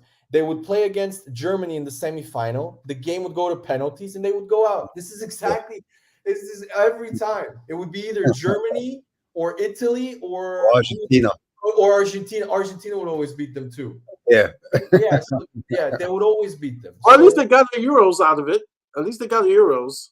No, yeah, they have Euros, but I mean, how can you not? Like Ruud Gullit, Frank Rijkaard, and Frank Rijkaard, Patrick Kluivert, Edgar Davids, just say and those Sanchez Edgar in the Davids. same team with Do you the remember Boa, do you with the remember- Boa remember- brothers. Oh yeah, do Huh? you remember the right back who played for Barca? He was really ugly. Wasn't the best looking guy. Reisiger. He was amazing. Yeah, he was amazing. Scary as fuck, though. You know, if you looked at him, you went, shit. Probably this one guy- of the best Nightmares. not to win a World Cup. That Dutch team has to be one of the best teams not to win a World Cup. Belgium. I Belgium. agree. I can think. Well, I the completely Belgium is agree. smokers. Like I already said about VDV and KDB, they're a golden generation. Like Belgium will forever. But that Dutch team, man, it's criminal that they didn't win a World Cup because that team was good. Yeah, Overmars. but let's be honest. Overmars. Let's be honest. No, let's not be that. honest. That's Matt Schneider. Overmars. Like, crazy. But Overmars was really good, but he was just a winger, like the level, like he's not like a Hadji or like Overmars was really good. Don't get me wrong, but like But he's a part of that great side. He was a part of that Kluivert kind of. we can name Premier League players that are super under. Even from Spurs this time, you have like David Ginola. I've watched clips. He was amazing. Like Spurs, where I think they finished like 11th, and he won Player of the Year. Like he was. It's so weird for me because, like I said, I wasn't watching Spurs. You know, at one time they had Klinsmann, Ginola, Gaza. Like I was like, man, why would they win more? My Like, dad, crazy. I haven't watched Klinsmann, but my dad always tells me he is the biggest diver he has ever watched. My dad always tells me that. oh yeah, Why he was dive. He made the dive in celebration because everyone. Yeah, he made that famous dive celebration. That's why I hated Germany. I hated Germany. I tell you, like because Klinsmann played for Spurs. I have to kind of like him, but when I tell you, man, I cried as a kid. It tells you my age. I'm 44, born in '79. So I cried, man, when Germany beat Argentina, man. Germany. I hated Voller. I hated Kahn. They always. And Kahn is a legend. I think he's one the GOAT of keepers. But I hate Oliver Kahn. I hate him. I hate him. You know what? I didn't name a keeper in my top 10 because honestly, guys, I can't think of a keeper that I was like, because I'm a bit biased. I want a player that I was like, wow, like this guy. Like I don't have a keeper that really. People talk about Schmeichel being a. Everybody, like in terms of like a guy who like was like a winner who. Like Barthez, France. Barthez. Did you watch him for? I remember him as a kid at Man United. He was awful, man. He was terrible. He was great. He was a rat. He was very good. I can't have Barthez. He was a super talented keeper, but he had that, I call it Tafarel, Brazil. Tafarel. I mean, I don't remember Tafarel. I've heard he's really good, but Tafarel was good. I remember Tafarel. But guys, Barthez had the Szczesny gene, where every time he does something stupid. He does something stupid almost every game. You know what I mean? Like every time he's on the ball, you're like, shit, like he's gonna do something now. He's gonna get a red card. He's gonna punch the player instead of punching the ball. Like he's gonna do something stupid. Oliver Kahn's good shout in the comments. Oliver Kahn. Oliver Kahn was a leader. A legend. I mean, I hate him, but he's a legend. Oliver I would say, I mean, the best keeper that I've ever watched, probably Manuel Neuer in like the 2000 and like from like 2018 to 2020. Like he was ridiculous. Like I remember. Yeah, he was. He was like, I remember Arsenal. I remember we played against Bayern Munich at the Emirates. You were trying to say Casillas was better than. No, I think. I was like, no. I was like, better than Casillas. Buffon. You got Buffon. I think Buffon should have won more in club level. I said internationally, Buffon he did what he did. I think for club, he won a World Cup. What he did, you're making it seem like he won a World Cup. But I'm talking about. This keeper was great. For South American club, made a save with his feet. Oh, Ah, that The guy from Of, Colombia, Colombia, yeah. the that kind of freak, that kind of With scorpion. his the feet. score. He was an awful keeper, though, Mari. He was an awful keeper. He was better with his feet than with his hands, from what I heard. Well, yeah, He because wasn't you very saw the good, World huh? Cup. They killed the Colombia. Like that Colombia team. That Yeah, when Colombia he gets team. killed, isn't it? I remember some of their games, but I remember my dad saying, "Oh, Colombia's going to win." Yeah, but win the World Cup." they had really good That players. is probably. And I remember my dad saying that team's going to win the World Cup. They choked it, like big time choke, because they in weren't going to win the qualification. World Cup.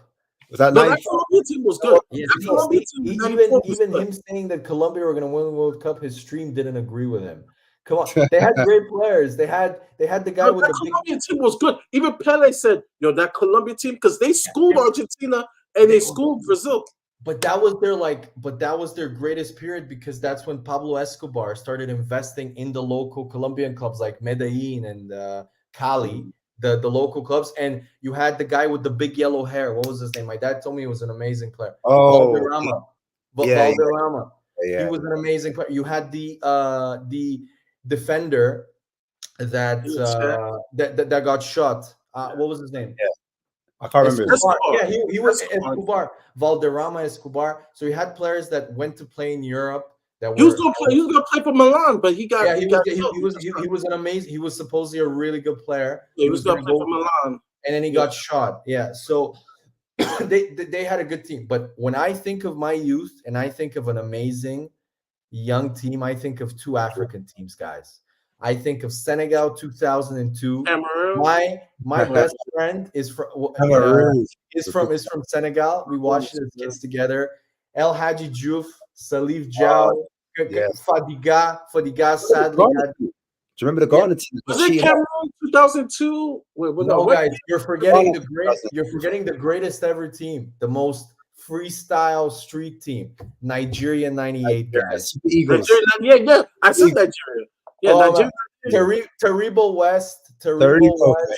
Babandiga, remember Babandiga on FIFA? Speed 99. Ridiculous. Every fucking player on the Nigerian team speed over 90 at least. Okocha was on that side, wasn't he? Who? Okocha. Yeah, Okocha. Canoe was on. Yeah, Canoe. Thank you. That Cameroon team, I remember as a kid, I was like, Cameroon. I remember. And then you had the Cameroon team that broke my Senegalese friend's heart in 2003 when they beat them in penalties. But that Cameroon team that had Papa Bouba Diop was from Senegal, right? Or from Cameroon? I don't remember. He was good though. And then you had, obviously, after that, the Ghana team. You had, Sule Muntari from Portsmouth, if you guys remember him. Yeah, of course I remember. He was man. They had such a cool team, man. They had a young Kevin Prince Boateng. They had who's your top three centre midfielders?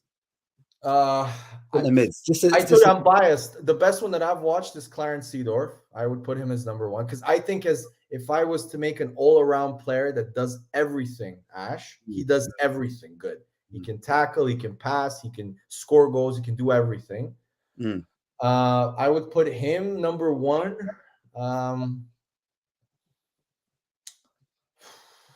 There's so many.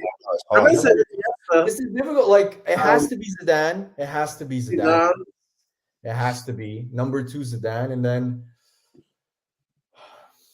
this is difficult for me because I value it not only. I value also. I want him to be a winner. Like, he's a key player on a winning team. It has to be for me number three in terms of ability, in terms of everything that I've watched. Who did I really like? Let me think. So the winner, I would say Vieira because Vieira also had everything, but that would be biased. You like box to box midfielders? I like a midfielder that when you enter this tunnel, you're like, shit, this is gonna be a difficult day. Like, I want a guy who's I know exactly what you mean. No, it's fact. I know exactly physical, who's like for example, like when I see Arsenal now with like when you see Declan Rice, you're like, shit, okay, this guy, okay, I'm not gonna have an easy day with him. or Partey. Partey is also massive. Like they're big. Like I remember when other teams, when players that played against the Invincibles used to talk, they would say like would enter the tunnel and every person would be like, these guys are massive, like Campbell and Vieira and stuff. So that for me is important. But in terms of midfield player, that was. So you said Seedorf, you said Vieira, Zidane, and then number three. and Vieira. So what about you, Murray? Who's your top 3 midfielders? No, when he mentioned Seedorf, I had to think about, because I actually remember Seedorf playing, and I actually saw a wonderful documentary by Ballon on AC Milan, the Berlusconi era, from '85 to where Milan came back and they won the Champions League. I definitely have to put him in there. Another CM. Iniesta for me is up there. Shit, I totally forgot about the Barcelona players, man. That's why I asked it. Yeah, I mean, if I'm gonna pick one Barcelona player, I'm gonna pick Iniesta, because he did everything. He did everything for me. Zidane, I have to put Seedorf. You know what? I'll go with those 3. You said 3, right?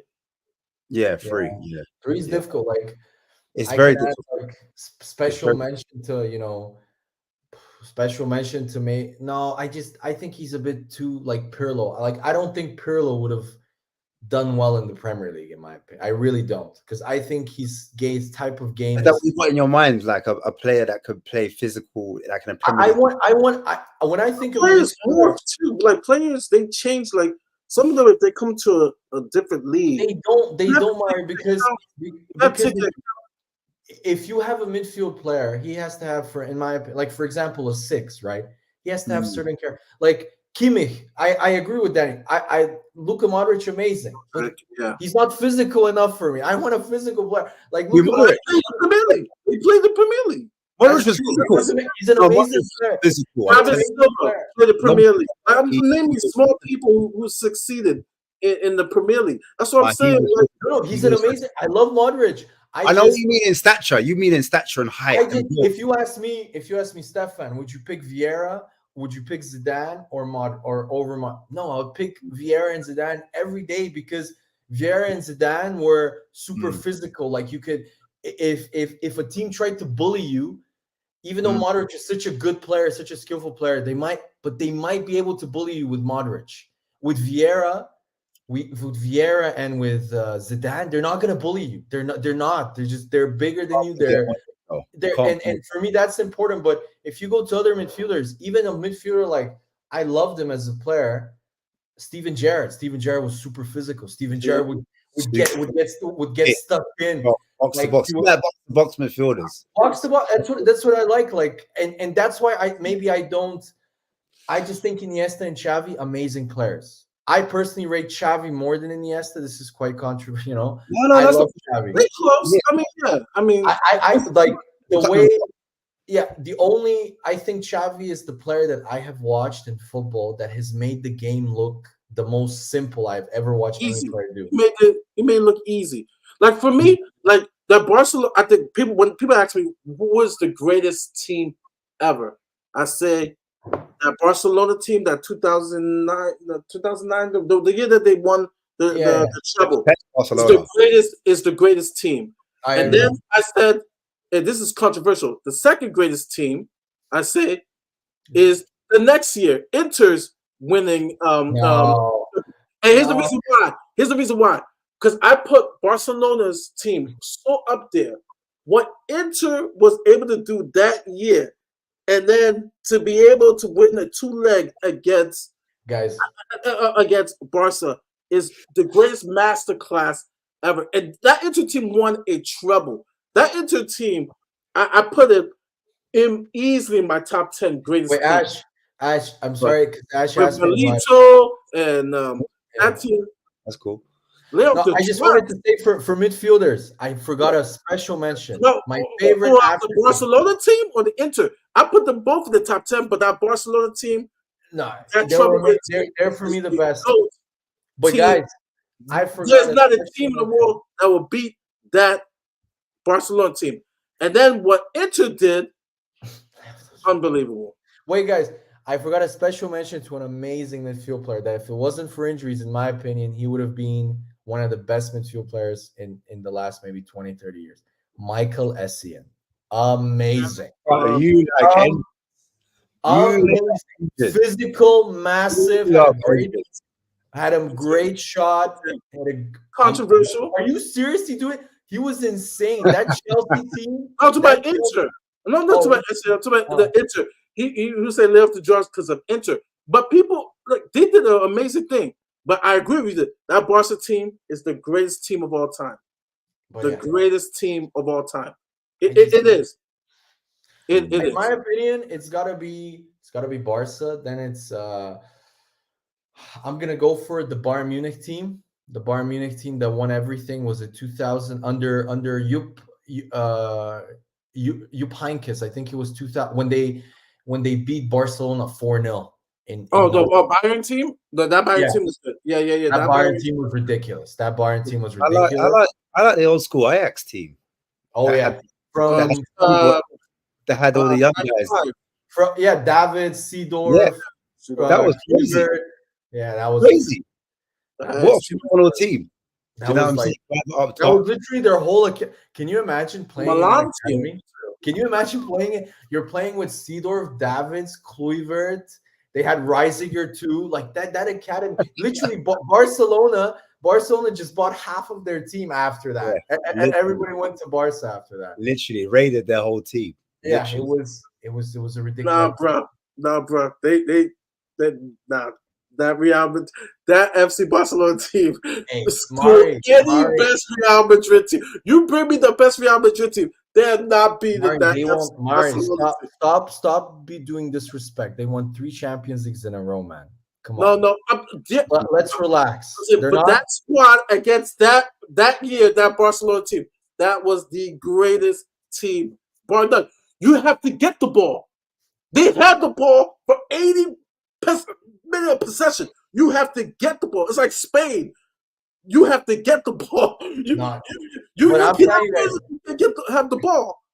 I'm just going back to my top 3 midfielders, man. If I had a midfield of Michael Essien and Patrick Vieira, oh my God, that would be absolute no team. I'm going back because this is dead FC. Not every legend. Maradona did not play for Real Madrid. Messi did not play for Real Madrid. Can I give you more? Who did not play for Real Madrid? Can I give you more players who did not play for Real Madrid? No, you have players that they're the big clubs. They have like Bayern Munich has their legends, Real Madrid, it's big clubs. So, but in my opinion, it's very difficult to choose the best club because you say that Barcelona team, right? But you can't. Real Madrid, they did it 3 times in a row, man. Barca couldn't. I'm not saying period. I'm not just talking about team, like that individual team. Like you see those posts, like name me a one team that was the GOAT and out that year. And matter of fact, I would say that period because Barcelona changed when Real Madrid did the 3-peat. Barcelona did change. A couple players left. Chord was in there. Zidane, Xavi was old. He was like at the other side of the hill, They had Rakitic. Rakitic was a sick player then. They signed Rakitic to replace. See, the Rakitic had that one good year, and then one good year. He was sick for Sevilla too, Mari. Come on, no. I'm talking about at Barcelona. Like he had that one spectacular when they won the Champions League, and then from that point on, he went on his trajectory. I don't know, but for me, it was always looking at teams that, for me, the most difficult team that I have watched that literally depressed me of that there was no way of any team beating them. One of the best teams that I've watched was the first Chelsea Mourinho team. That team defensively. Danny just named one of my dad's favorite players other than Maradona. How could we say Di Stefano? He's from the 50s. No. My dad saw Lothar Matthias. You're dead on the show, to be fair. I mean, he's a legend. He's a legend. I mean, And he kept, Johnny, I agree, but kept I've his never face- watched it. My dad saw him play, and he always mentioned Lothar Matthias. Like I don't remember much of him, but he's one of like the legends. Who, guys? Let's before we go, because I need to go. I have work tomorrow. Yeah, Name me 5 super talented players that didn't maybe reach their potential that you guys can think of. That you're like, holy shit, this guy's amazing. How could he not? Why didn't he reach his potential? Because I can name a number, and they're really like street players. Like you'll be like, not player. He destroyed his career, and he plays around the corner here. Well, used to play around the corner, and I've seen him a couple of times. And the Brazilians hate him. Pato, remember Pato? Yeah, that's Pato. Messed with his career, partying and stuff like that. He played for Orlando City. Partied too much, and after that, he kept getting injured. He kept getting injured. And then what I would say this, I honestly say this: Ronaldinho is one of the top 3 for me, top 4 players of all time. Can you imagine? All I'm gonna say, can you imagine if he actually took care of himself and then party? But Romario, all the Brazilians are the same. He's still a legend. All the Brazilians are the same. Romario said to Bobby Robson, he said, "If I score a hat trick, can I go off to the Brazil Carnival early? Can I fly out?" And he said, "Yeah, if you get a hat trick, you can." I think Romario ended up scoring 5 goals, and then he got substituted. Yeah. He got substituted off, and he went straight off. Bobby Robson had to made Romario promise him that he wouldn't partake in orgies during the season because so many orgies. Yeah, because he would be far too tired during the game. It wouldn't be as effective. So Brazilians 25 years ago, they love to actually live life, man. So, they had to live life. They like if you combine Cristiano Ronaldo's professionalism with Ronaldinho's talent. Oh, maybe that's the goal. That would be the goal right there. I can't believe we didn't make those. Who's your other 3? Tenge. No, Dembele. No, Stop Tenge. it, Mari. Stop it. Tenge. Yo, even you have to admit, Tottenham signed a baller, and then this dude. But is he like top 5? I knew it was coming up. Super talented, wasted his career. Man, he's who wasted his career. He wasted his career. Okay. I mean, and then one person is I would say injuries and attitude wasted his career. But I'm telling you now, I used to live in Italy. Rossi? No. Giuseppe. Oh, that was a bad injury. Giuseppe Rossi. No, he was super talented. I remember when people say, "Mari, this guy's pound for pound is the best Italian player. This guy's gonna be a superstar." Zaniolo? Zaniolo. Yeah. I kid you not. I had people tell me, like, seriously. I heard the same thing. I heard the same thing. Like, and I saw it when early Roma. I'm like, yo, this kid, because Tottenham was linked to him. I said, yo, this kid, I'm like, he's the truth.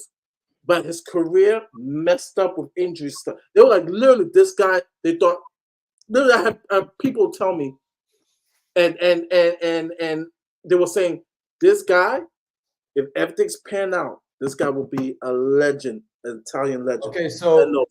Okay, so you said Pato, Ronaldinho, and Dembele. Oh my God. Okay, Zaniolo, and then who's the 5th one? Remove Ronaldinho because he's a legend. But I'm just saying, I was just used. He didn't reach. I agree with you. He could have done more. Yeah, who's your final top talented player that you're like, wow, this guy should have done more? Can you hear me? Yeah, I can hear you. But he's just thinking. Oh, me? Yeah. I'm done. Oh, you're done. Okay. Ash, go. I don't really have a lot, but I think Adriano for me was such a way. He's in my list, man. You stole him from my list. He's definitely. Did I? Sorry, bro. When his dad died, he emotionally checked out. No, his dad died, and then he became a an alcoholic and stuff, and he didn't have the same. Yeah, I can't remember who it was. I don't know if it was Zanetti. He was saying, "Oh, he was the most gifted player he'd ever played." Zanetti said he's the best player that he's ever played with. Another legend for Inter. Yeah, listen, amazing player. Yes. And he just said, like, I tried. Zanetti even said, I tried. So hard. He tried hard.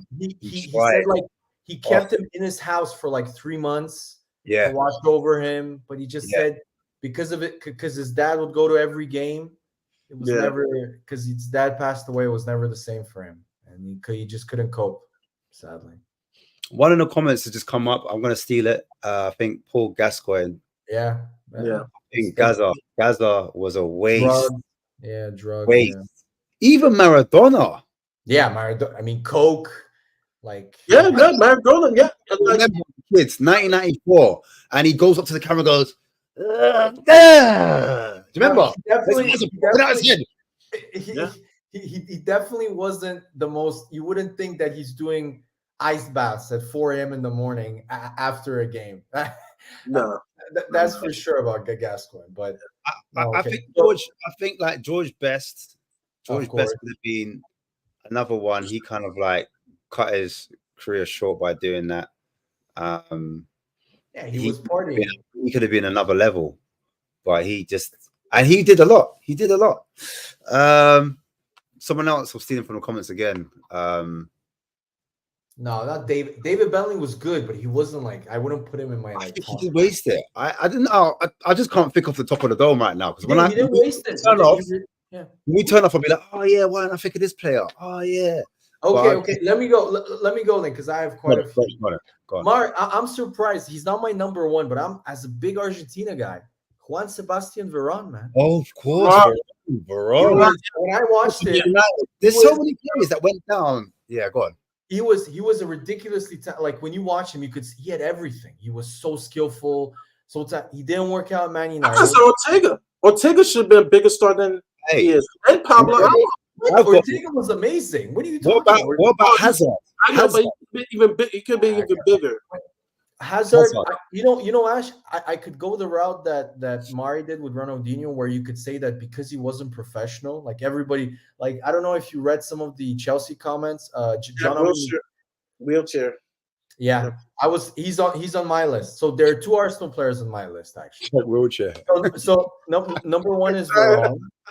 Yeah, Eric. Number two has to be Adriano, because Adriano, it's such a shame what happened, because in my opinion he would have been what Haaland is now. I think Adriano was. Adriano, nobody could defend him. He was ridiculous. He was fast. He had a ridiculous shot. He was good in the air. Like he was just an amazing player. So Adriano, I have to put. He is on his day, he was one of the best midfielders, in my opinion, that I've watched at Arsenal. He was ridiculous. Abu Dhabi, he was amazing. And he was such a talented, he was such a good player. He would, in my opinion, he would have easily become one of the best midfielders in the world but he played one game. We were thrashing Sunderland. It was the last game of the season. And this moron, I forgot his name, broke his leg. Jeez. And he never recovered. He always before that, he would never get injuries. He never recovered, and he just kept getting injuries, and his career just went down the spiral. What about sorry to cut you, and this is a quick introduction of a different team. What about Andrea Shevchenko? Do you think he won a Ballon d'Or? How did he not maximize his talent? When he went to Chelsea, I think he fell off. Like I think he went to Chelsea. I think he was 30. He went to Chelsea because of the money. Like it was kind of like his career was. When he went to Chelsea, was he old? I don't know if he was old. Like I'll tell you right now. Like he went to Chelsea. Like he. What about Crespo? Was Crespo old as well? Did they buy loads of old players? It was Crespo done. I think Crespo was like 28, 29. I think Crespo was. Yeah, it was like that, but and Vieri as well. Vieri was old when he went to Chelsea. They bought a lot of old players then. I don't know why. Vieri never played at Chelsea. Vialli played at Chelsea. But didn't Vieri play at Chelsea at once from Inter Milan? I thought he came over. Vieri played for Inter, and Vieri. Yeah, I remember Inter. No, he played for Inter. He played for Milan for a year, then Monaco, Sampdoria. No, he never played. He played in Atletico Madrid. I didn't know that in the late 90s. Okay. But yeah, that's my four. And then, of course, it has to be Jack Wilshere. You know, Xavi, to this day, I'll never forget that performance against Barcelona. Xavi said that was one of the best players that, you know, apart from Zidane, he said that was the best midfielder he's played against. And Jack Wilshere, as an Arsenal fan, everybody, he was such a good player. Spurs fans hate on him because he shitted on you guys, but he was an incredible young player. He was, I don't mean to over exaggerate. He was exactly what Jude Bellingham is now. At the age of 19 to start for Wilshere. Yeah, he was ridiculous. He was. Remember that goal he did with season that he did with that Giroud goal. That one goal. I said, yeah, he's moving. But the reason why I also liked him, Ash, is he had fucking bite, man. He could tackle too. He wasn't gonna shirk off. He wasn't soft whatsoever. So he could also tackle. He was such a skillful player, and he wasn't professional. I mean, they caught him numerous times smoking at clubs. He was always clubbing, and that's why he got injured. And I wouldn't say Michael Owen because he won a Ballon d'Or, like the youngest. I think he's the youngest Ballon d'Or winner to this day. So maybe because of the injuries, he couldn't, you know, maximize. But and then my final one is the bit there. I'm like kind of thinking like, should he have done more? I said Varane because I think he could have done more. But you guys are gonna be really impressed with the streets one, Ricardo Quaresma. Yeah, Quaresma's dope. Quaresma. I remember I was young. He was much more. So there were the two stars, but he was the big man. He was the main star at Sporting with him and Cristiano. He went to Barcelona, was ridiculous. Watch some of his highlights at Barcelona, just some of the skills that he would do. And then he played against, I forgot which team, and they broke his leg. Jeez. And he was never the same after that. They broke his leg. And he left Barca after a year and a half, and yeah, he just wasn't and he wasn't professional. Let's be like judging by what he was like. I wanted to talk about Fernando Torres. I thought that was a drop off. Like from Liverpool, he was on stuff. Like I was thinking about that. An injury to Torres. The knee, innit? The knee injury. When he went to he was just like I'll never forget this about Fernando Torres, guys. Vidic, amazing defender. But whenever he came up against Fernando Torres, he got absolutely torn apart. Like Vidic could not play against Torres. Like Torres would either get a red card or Torres would score a hat trick. Like he would just torment him every time. Vidic couldn't deal with him. I never understood it. He just someone's Moussa Dembele. What do you lot think about that? I think you can't put in there because let's be honest. I mean, he came to Spurs. He was quite a late bloomer because I think he came to Spurs at the age of 24, 25 from Fulham, where nobody talked about him in the same vein as you guys talk about Modric or anything like that. Like nobody said, wow, like we've signed Moussa Dembele. He's amazing from Fulham. Yeah. I just think he had 2 seasons. I think that he was really good, 2.5.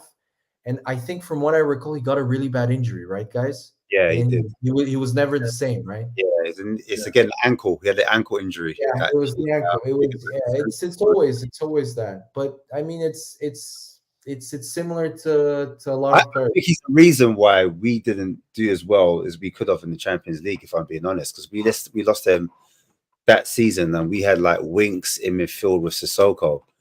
But I think Winks is. I know you guys are gonna say this, but I think Winks, guys, is. Don't get me wrong. I don't think he's a world beater or anything, but I mean, the way you guys talk about Winks, right? You're harsh. But Oliver Skip is far worse, guys. He doesn't get this type of heat. Like you know what it is with Winks? It's because at least Skip has physicality. Winks had no. Yeah, but Winks could pass the ball. He had a He little was a very bit good passer. Don't get me wrong, but so is Skip. Skip's a good passer of the No, ball. Skip He is. is- He is a good passer of the ball. But I think with Dele- Winks, they Sorry, Dele King. Dele Alli, of course. Dele Alli, of course. Oh, wait, I don't oh, even. sorry. Yeah, Dele Alli. You could. I don't even mention Dele Alli. That's Yeah, like you number could- one. That's You number could one. put, you could put, yeah. If you're a Spurs fan, that would probably be in Dele your list Alli, for sure. says. Because Dele Alli should have been so much better than he was. You know? Going back to Mr. Dembele, I think he was the reason why we had a title push because of him. Like I felt like when he got injured, we really missed like the quality because he was not only silky on the ball but off the ball. And I know you like aggression. He was. He was physical, got the ball back, won the ball back, and then once he had the ball, you couldn't get it off him. I seen him dominate Chelsea, Arsenal, United. I saw him dominate all the top 4, top 6 teams, like literally dropping his shoulder, doing this left, right. The only criticism I would have of him is his goals. He didn't score enough. Yeah. And that's the reason why people don't remember him, like outside of, not at the world. Opponents respected him. They're like, yo, Musa Dembele was. No, I read every single Spurs player that played with him, like Trippier. All of them say that he's the best player that all of them. His opponents. They have played. His opponents. All of them, which is surprising. But honestly, guys, this is going to be a controversial take. I honestly think the Poch teams that everybody, especially from Spurs fans, that they rave on, I get a little bit annoyed because I honestly think the Harry Redknapp team that got into the Champions League, I honestly think was better, Ash. I'm being honest. I remember that team, man. Modric, you had Bale, you had that was my favorite team. I honestly think it was better than the Poch team. I'm being real here. I will say this. It's close, but if people tell me what's my favorite team, the Redknapp team was for me. When my favorite was my favorite. Why it was so good? Because it was the first time I saw like a real technical midfield. We had Kranjčar. People don't talk about Kranjčar. Yeah, he was a good player. He was a nifty player. Listen, Kranjčar, Modric, Pina, and Van der Vaart, the way they used to play triangles around teams, I said the technical ability of those 4 in midfield was crazy. At one time, they were all on the pitch. I said, Kranjčar, he was on the right, but he wasn't really a right mid, if that makes sense. He would invert a lot, and he was tricky. He would step on the ball, fake it, like drag back little Cruyff turns, and then he would link it to Pina. Pina would do the same because he came from Everton. He was tricky. He would give it. Lennon's now tricky. Lennon's like hugging that touchline, darting down the wing, crossing it in. You still got Bale. Yeah, no, but even your sub, you had technical subs, man. You had David Bentley, you had a young Gylfi Sigurdsson, and you had one of my all-time favorite players because of his celebrations, Clint Dempsey. You even had Clint Dempsey, who was also quite technical. So you had a super, super technical team. I think the only thing where maybe another person can argue that the Poch team was way better was that the defense was not very good. I remember Bassong and I forgot the other. I think it was Yunus Kabul.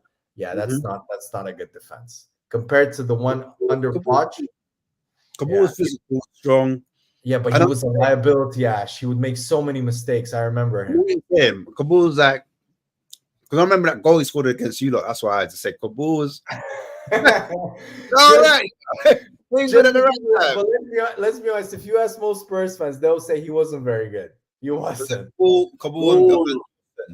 Hey man, Kabul scored that goal at the Emirates. It's like it's okay, but still, like if you compare him to Vertonghen, it's okay. If you compare him to Vertonghen or Alderweireld, even the fullbacks, like I think your right back was Churluka, right? Churluka was your right back. Yeah. And was the guy? So he was good. He was professional. That's what he was. Very professional. Yeah, he was good. He was good. He had like a good diagonal pass on him. He could like switch the play with his left foot. I honestly think one of the most overrated players from that Spurs team and the Poch team was Danny Rose. I thought Danny Rose, he had one good year, and that year was because the Spurs, I thought the defense made him look good rather than he was good. Because Rose served the purpose, you know, him down the flanks. He was. I mean, we had the best. I honestly thought we had the best back line in prime Poch in the whole Premier League, and the best women. I mean, you had the best defensive record, didn't you? My only thing with the Pot side, I wish that Walker stayed for a little bit longer, because I think if Walker stayed for City didn't have anything for us. I mean, they still don't, but I'm just saying that right-hand side and that left-hand side, Rose used to say it all the time. He said, Walker brings the best out of me because I'm always trying to outdo him. I'm trying to compete against him. But when he left, I felt like Rose kind of down tools a little bit. Do you know what I'm saying? But definitely down tools. That's all, because he got fat. He kept getting injured. Like, so yeah, it's like were mad. The injuries were mad. So, but that, like you said, it's because of weight. You're putting on weight. Wait, Mark. It's like people, when they're confused about why Reece James gets injured. It's easy. If you've played a sport, like for example, I trained rugby for a long period of time. Like, you have a weight for each position that you should be. Reece James has a weight of a rugby player, but plays football. Of course, he's going to get injured. No, I'm not saying he's fat. He's probably really, really muscly. What's about wasted career? I think Reece James is going to be on that list because, man, he keeps getting injured, man. Like, Mari, it's a joke. He's missed. I read the stat in the last season and a half to 2 years, I think. He's missed almost 80% of Chelsea's games. That's mad. That's mental. That's like Partey, who everybody criticized for injury record, has missed about 35%, which is too much. This guy has missed more than double what Partey has missed. And everybody raves about him because everybody has seen him play 1 or 2 games that he's good. So, he's the best. No, he's not. He's never available. And again, before the Arsenal game, he got injured again in training. Yeah, you have to be available. You know what? I will agree. Everybody's like, Reece James. Just like, man, Rick James is more available than Reece James. Don't get me wrong. He's good. He's like, that's when he's really good. But he's always injured. He's a right back. If you look, I'll give you one example. Another example of someone that really doesn't watch football but is super professional, like Benoit Asuakoto, Ben White. If you look at the way he's changed his body, he was way bigger 2 years ago. Now he's slimmed down because he's playing fullback, because he knows that he needs to run more and he needs to be lighter. So he can be, because his joints and his muscles are going to tire and they will rip if you're heavier. And Reece James might post Instagram pictures of his massive muscles and stuff. Yeah, that's good if you play rugby. You don't. Like, you need to either lose muscle, lose weight, or because everybody is like, why is he always injured? Look at him. He's such a physical. It used to happen to me when I was like bigger. I used to be like 96 kg, yeah. I'm like 85. I used to get injured all the time playing football. I used to have my lower back give in, my knees, everything, all my joints. I couldn't physically get through football games. But as soon as I got the rest is history. You shouldn't be, if you're not a center back, you shouldn't be over, in my opinion, 85 kilograms. Yeah, it's true. Nowhere near, like, only very few athletes that are truly, like, maybe Yaya Toure or someone that. And he was someone, I didn't get to mention my midfield, but he was someone I was looking at. He was a good player. Yaya Toure. I know we're talking about Seedorfs and that and Vieiras, but Yaya Toure from outside the box. Love him. I love this type. See, another midfielder I would love to. Yaya Toure, I was like, he had everything. He had everything. He won it like that one season. With the hair. How many goals did he get that season? That one season, like he scores up for like ridiculous 14 or 15 goals. I remember how much it was. But guys, I also think we showed a little bit of disrespect to one midfielder. We missed out Frank Lampard, guys. He was fucking not for me. Not guys, for me. come on. Frank Lampard, for me, that's that merchant. When I watched him, he used to the guy scored. There's no midfielder that scored more goals than him. Yes, what we got. Take away those penalties. I want to know how many goals he's got out of field. Take those penalties away. He would. Take the penalties. Let me know. I want to know. Can you find out for me how many goals? he How many scored? penalties? Okay, let me check. I don't know. Let Check me out. see. Because he just used to bang penalties for days. I do respect it because he arrived in the box late, but for me, Nobody was better than him. no, Nobody yeah, was. yeah, arriving in the box, like he was perfect timing. But No, for but he me, also, all day. but Ash, English midfielders, Gerrard. Sorry, Gerrard. I don't know, but Gerrard, Ash, Gerrard. Lampard had an amazing engine, man. The guy could run for days. So could The old- Gerrard. Yeah, both of them could. But yeah, I mean, both of them. Gerrard But can play like, more positions. Like but Gerrard, the Gerrard, fact that- Gerrard in yeah. position, like he could play center mid, attacking mid, defensive mid, right mid, left back, right back.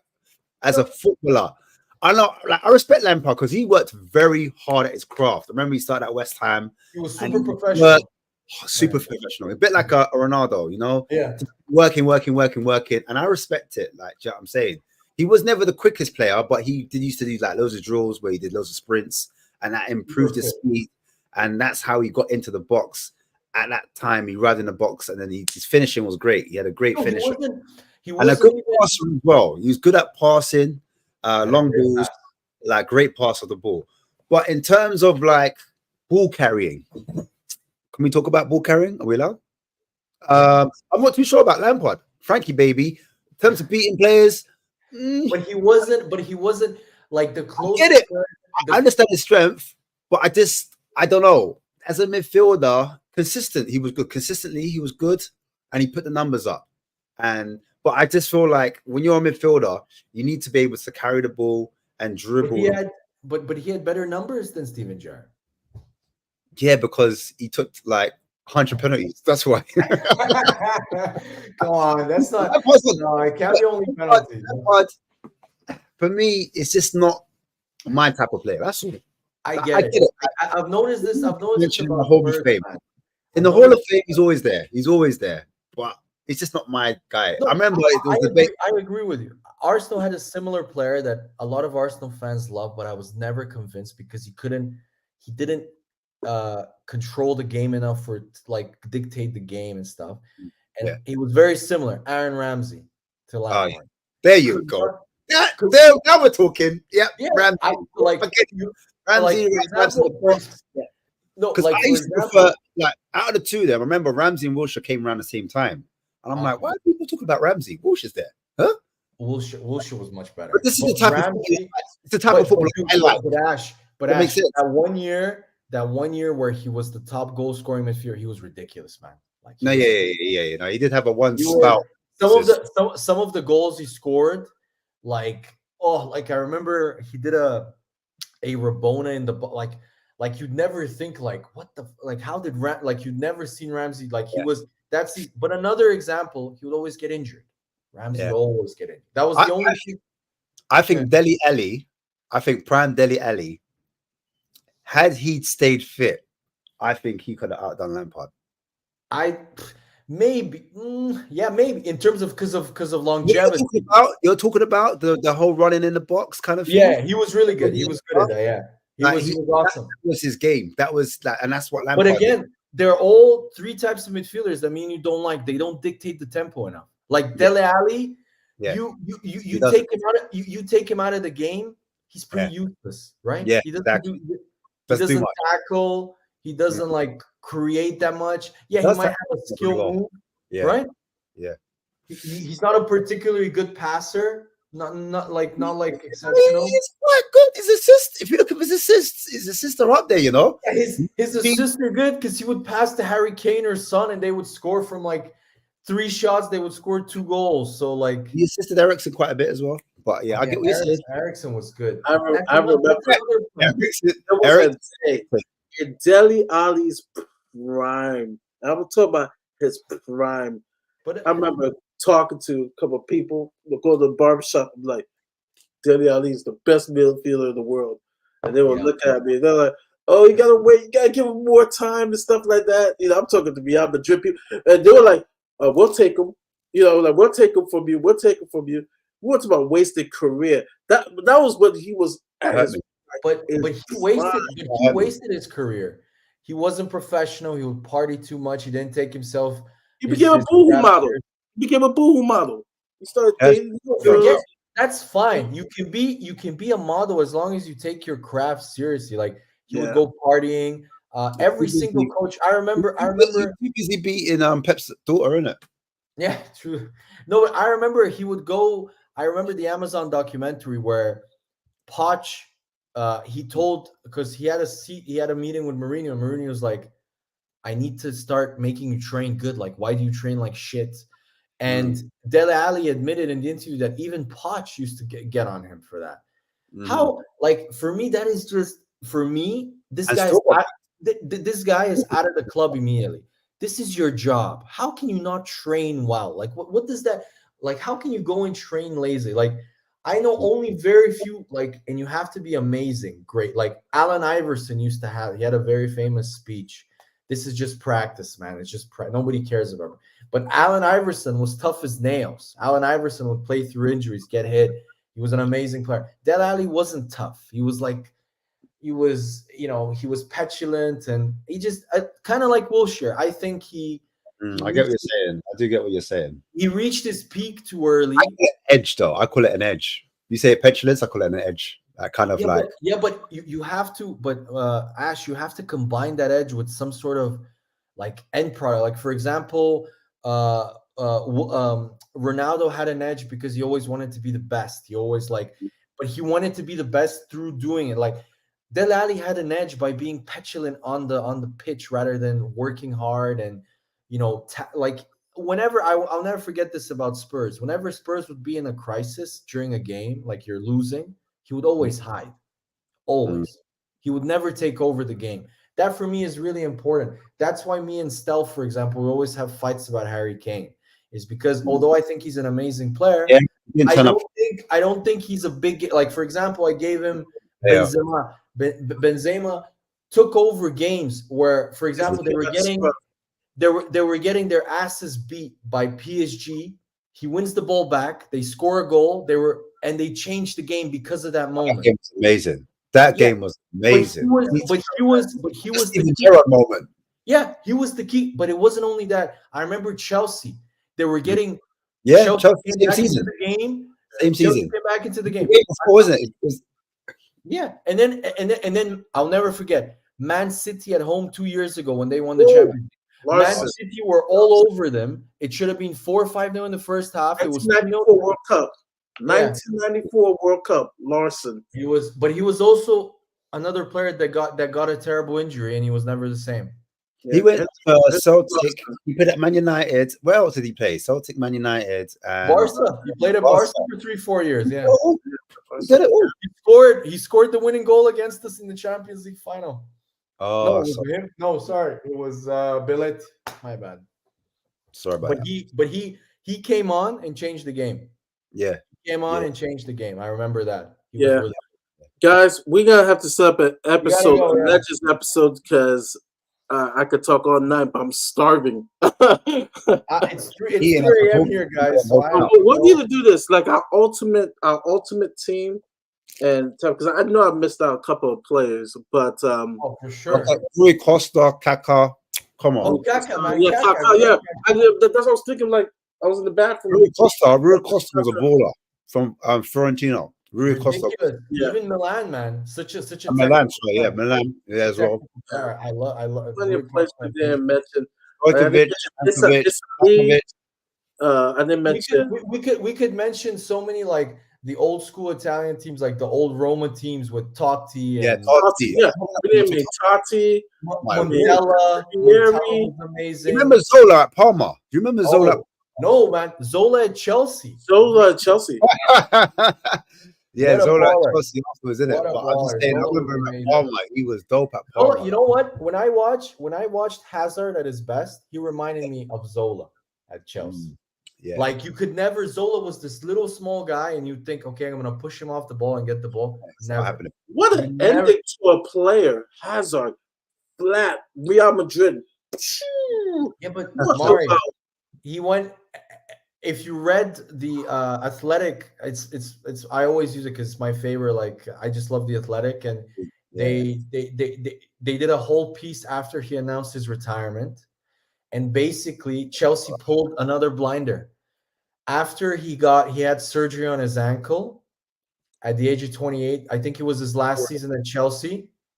Amazing. Old school I friend. forgot about him. Amazing player. Another amazing Italian fullback that nobody talks about that won everything. Zambrotta. Amazing. Zambrotta. Oh, yes. Yeah. And he could also play right back and left back too. He was very versatile. Yeah. So, but that article about Hazard, they said that he broke it. That he broke, like, because the thing I really respected about Hazard, I love that about him. He got kicked the shit out of, but never complained. Yeah. He just got up and played. He never went to the ref. Wait, one time Conte was shouting at him on the sidelines. And he changed positions to get away from Conte because he was No, he wasn't. The reason why he got injured is not only that he just wasn't. Everybody talks about, like, Obi Mikel had an interview, and he was saying that there was this hamburger stand right next to the Chelsea training ground. Like, it was just a hamburger stand. It wasn't like part of the Chelsea. And Chelsea had to kick the hamburger stand out because Hazard would keep eating hamburgers after training. So so Hazard wasn't the most, professional. And you could see, like, he reminds me a little of Ronaldinho. He looked like a kid playing football. He was just an amazingly talented player. He was, in my opinion, at his peak, he was the best player in the Premier League for at least 2 or 3 years. Like, when Chelsea won the Premier League in Mourinho's second time around, he won them the Premier League. He was ridiculous that year. So he was, another talented player. That it just shows, guys, that if you're not professional and you don't take care of yourself, like, you might be as talented as, whoever. But once you hit father time, 29, 30, it's always undefeated. Time for the drugs. With him, I actually don't know, but I mean, he was fat. Remember last year at Real Madrid, they would take pictures of him. He had a little belly. How can you train every day and be fat? Like, how is that possible? What do you eat? Like, I'm like, diet's everything. Diet's everything. You don't realize you could train. You think about this in the stream. At least Gareth Bale, his ending, right? He actually won an MLS title. He scored the game-winning assist and goal for the LA. Gareth Bale is one of the most at least he ended his career, on a. You know what? To end the stream. Gareth Bale is one of the most clutch players in football history. There is not a player. Oh yeah, I'm with you on there. I'm with you on there. Like, when you need a goal in the clutch or whatsoever.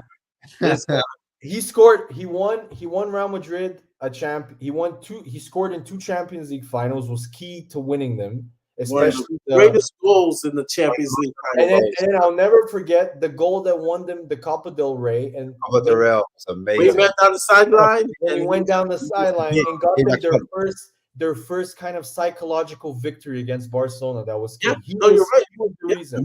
Remember against Inter Milan when he's at Tottenham and he, like, the whole world stood up. Where Maicon, he humiliated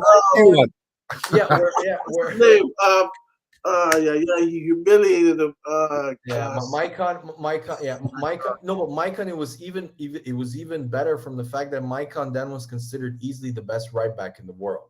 This is it. Both legs. He destroyed him. He was.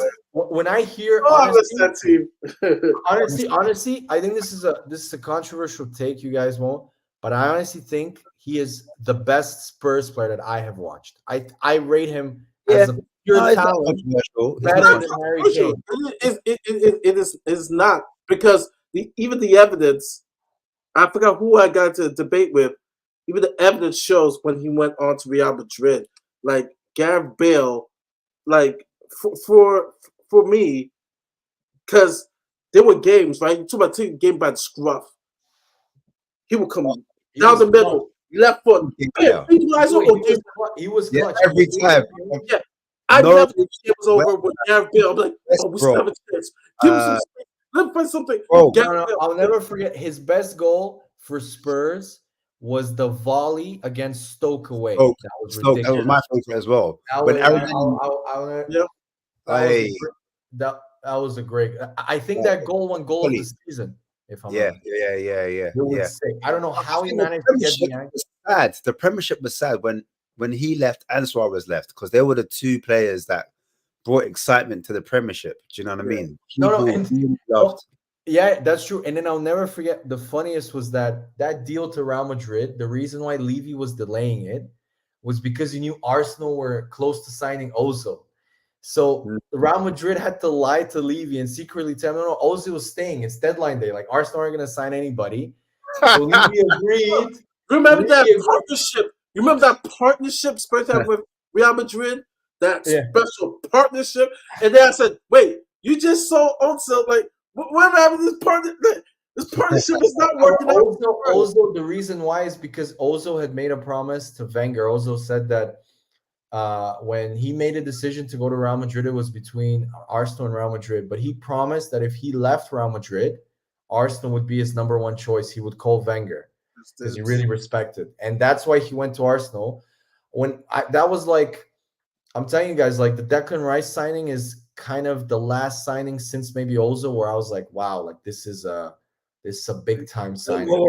Is it what, because of the money or because of not because of the money, just because of the like Ozil were like, this is a world class, like, and I'll never forget. You really rate Rice that high? You really think Rice is that guy? I mean, Rice just the game, like for example against Man City, he made some tackles.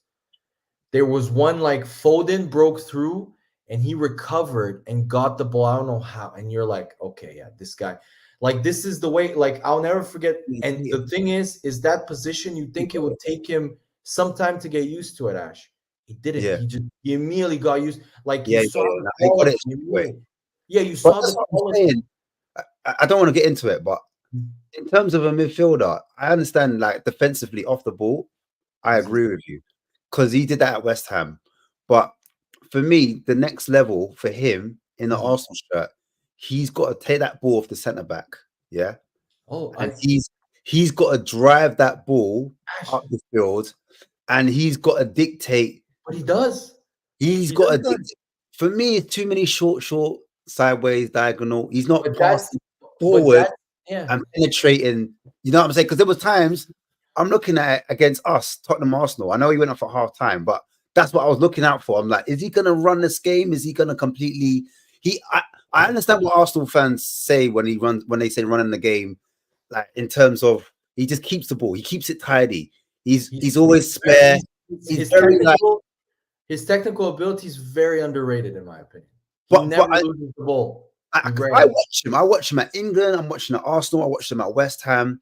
I just want to see him in that final third next to Odegaard. When Odegaard's not doing his thing, I want him to get the ball and start ticking.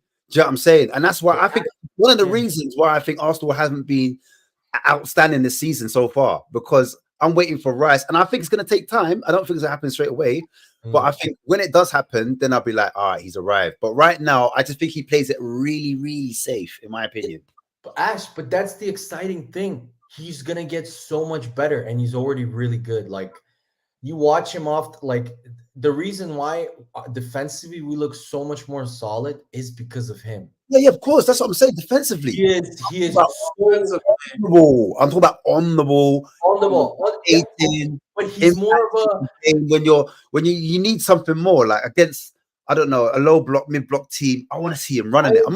I agree that maybe top 6 teams, but even in top 6 teams, I expect something from him. But I'm talking about those teams where it's small, it's hard to break them down. I want Rice taking risks on the ball, driving it in the final third. You know what I'm saying? Odegaard's not really doing too well.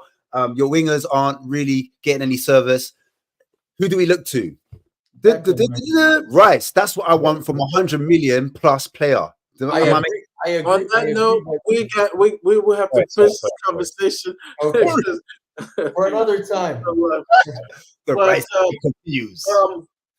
Ashmatic, when can people see you next? A good question. Oh, you're gonna see me on Tuesday, post-match Fulham, because we be playing on Monday. Well, guys, aren't you guys a little nervous? It's a Monday night game. Under the the lights. Yeah. Aren't you guys a little nervous? Huh? We're gonna be good, baby.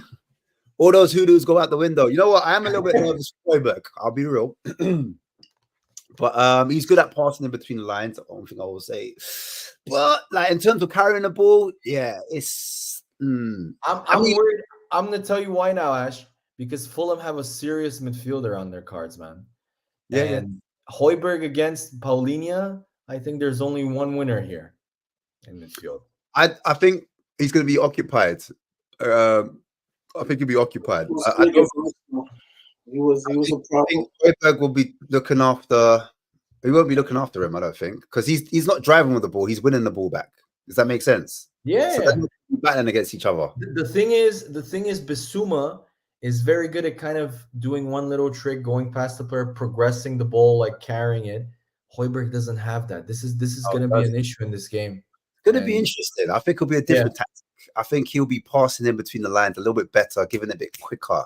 Yeah, hold on to it for a little bit longer, and then that moves broken. He's very underrated in this area.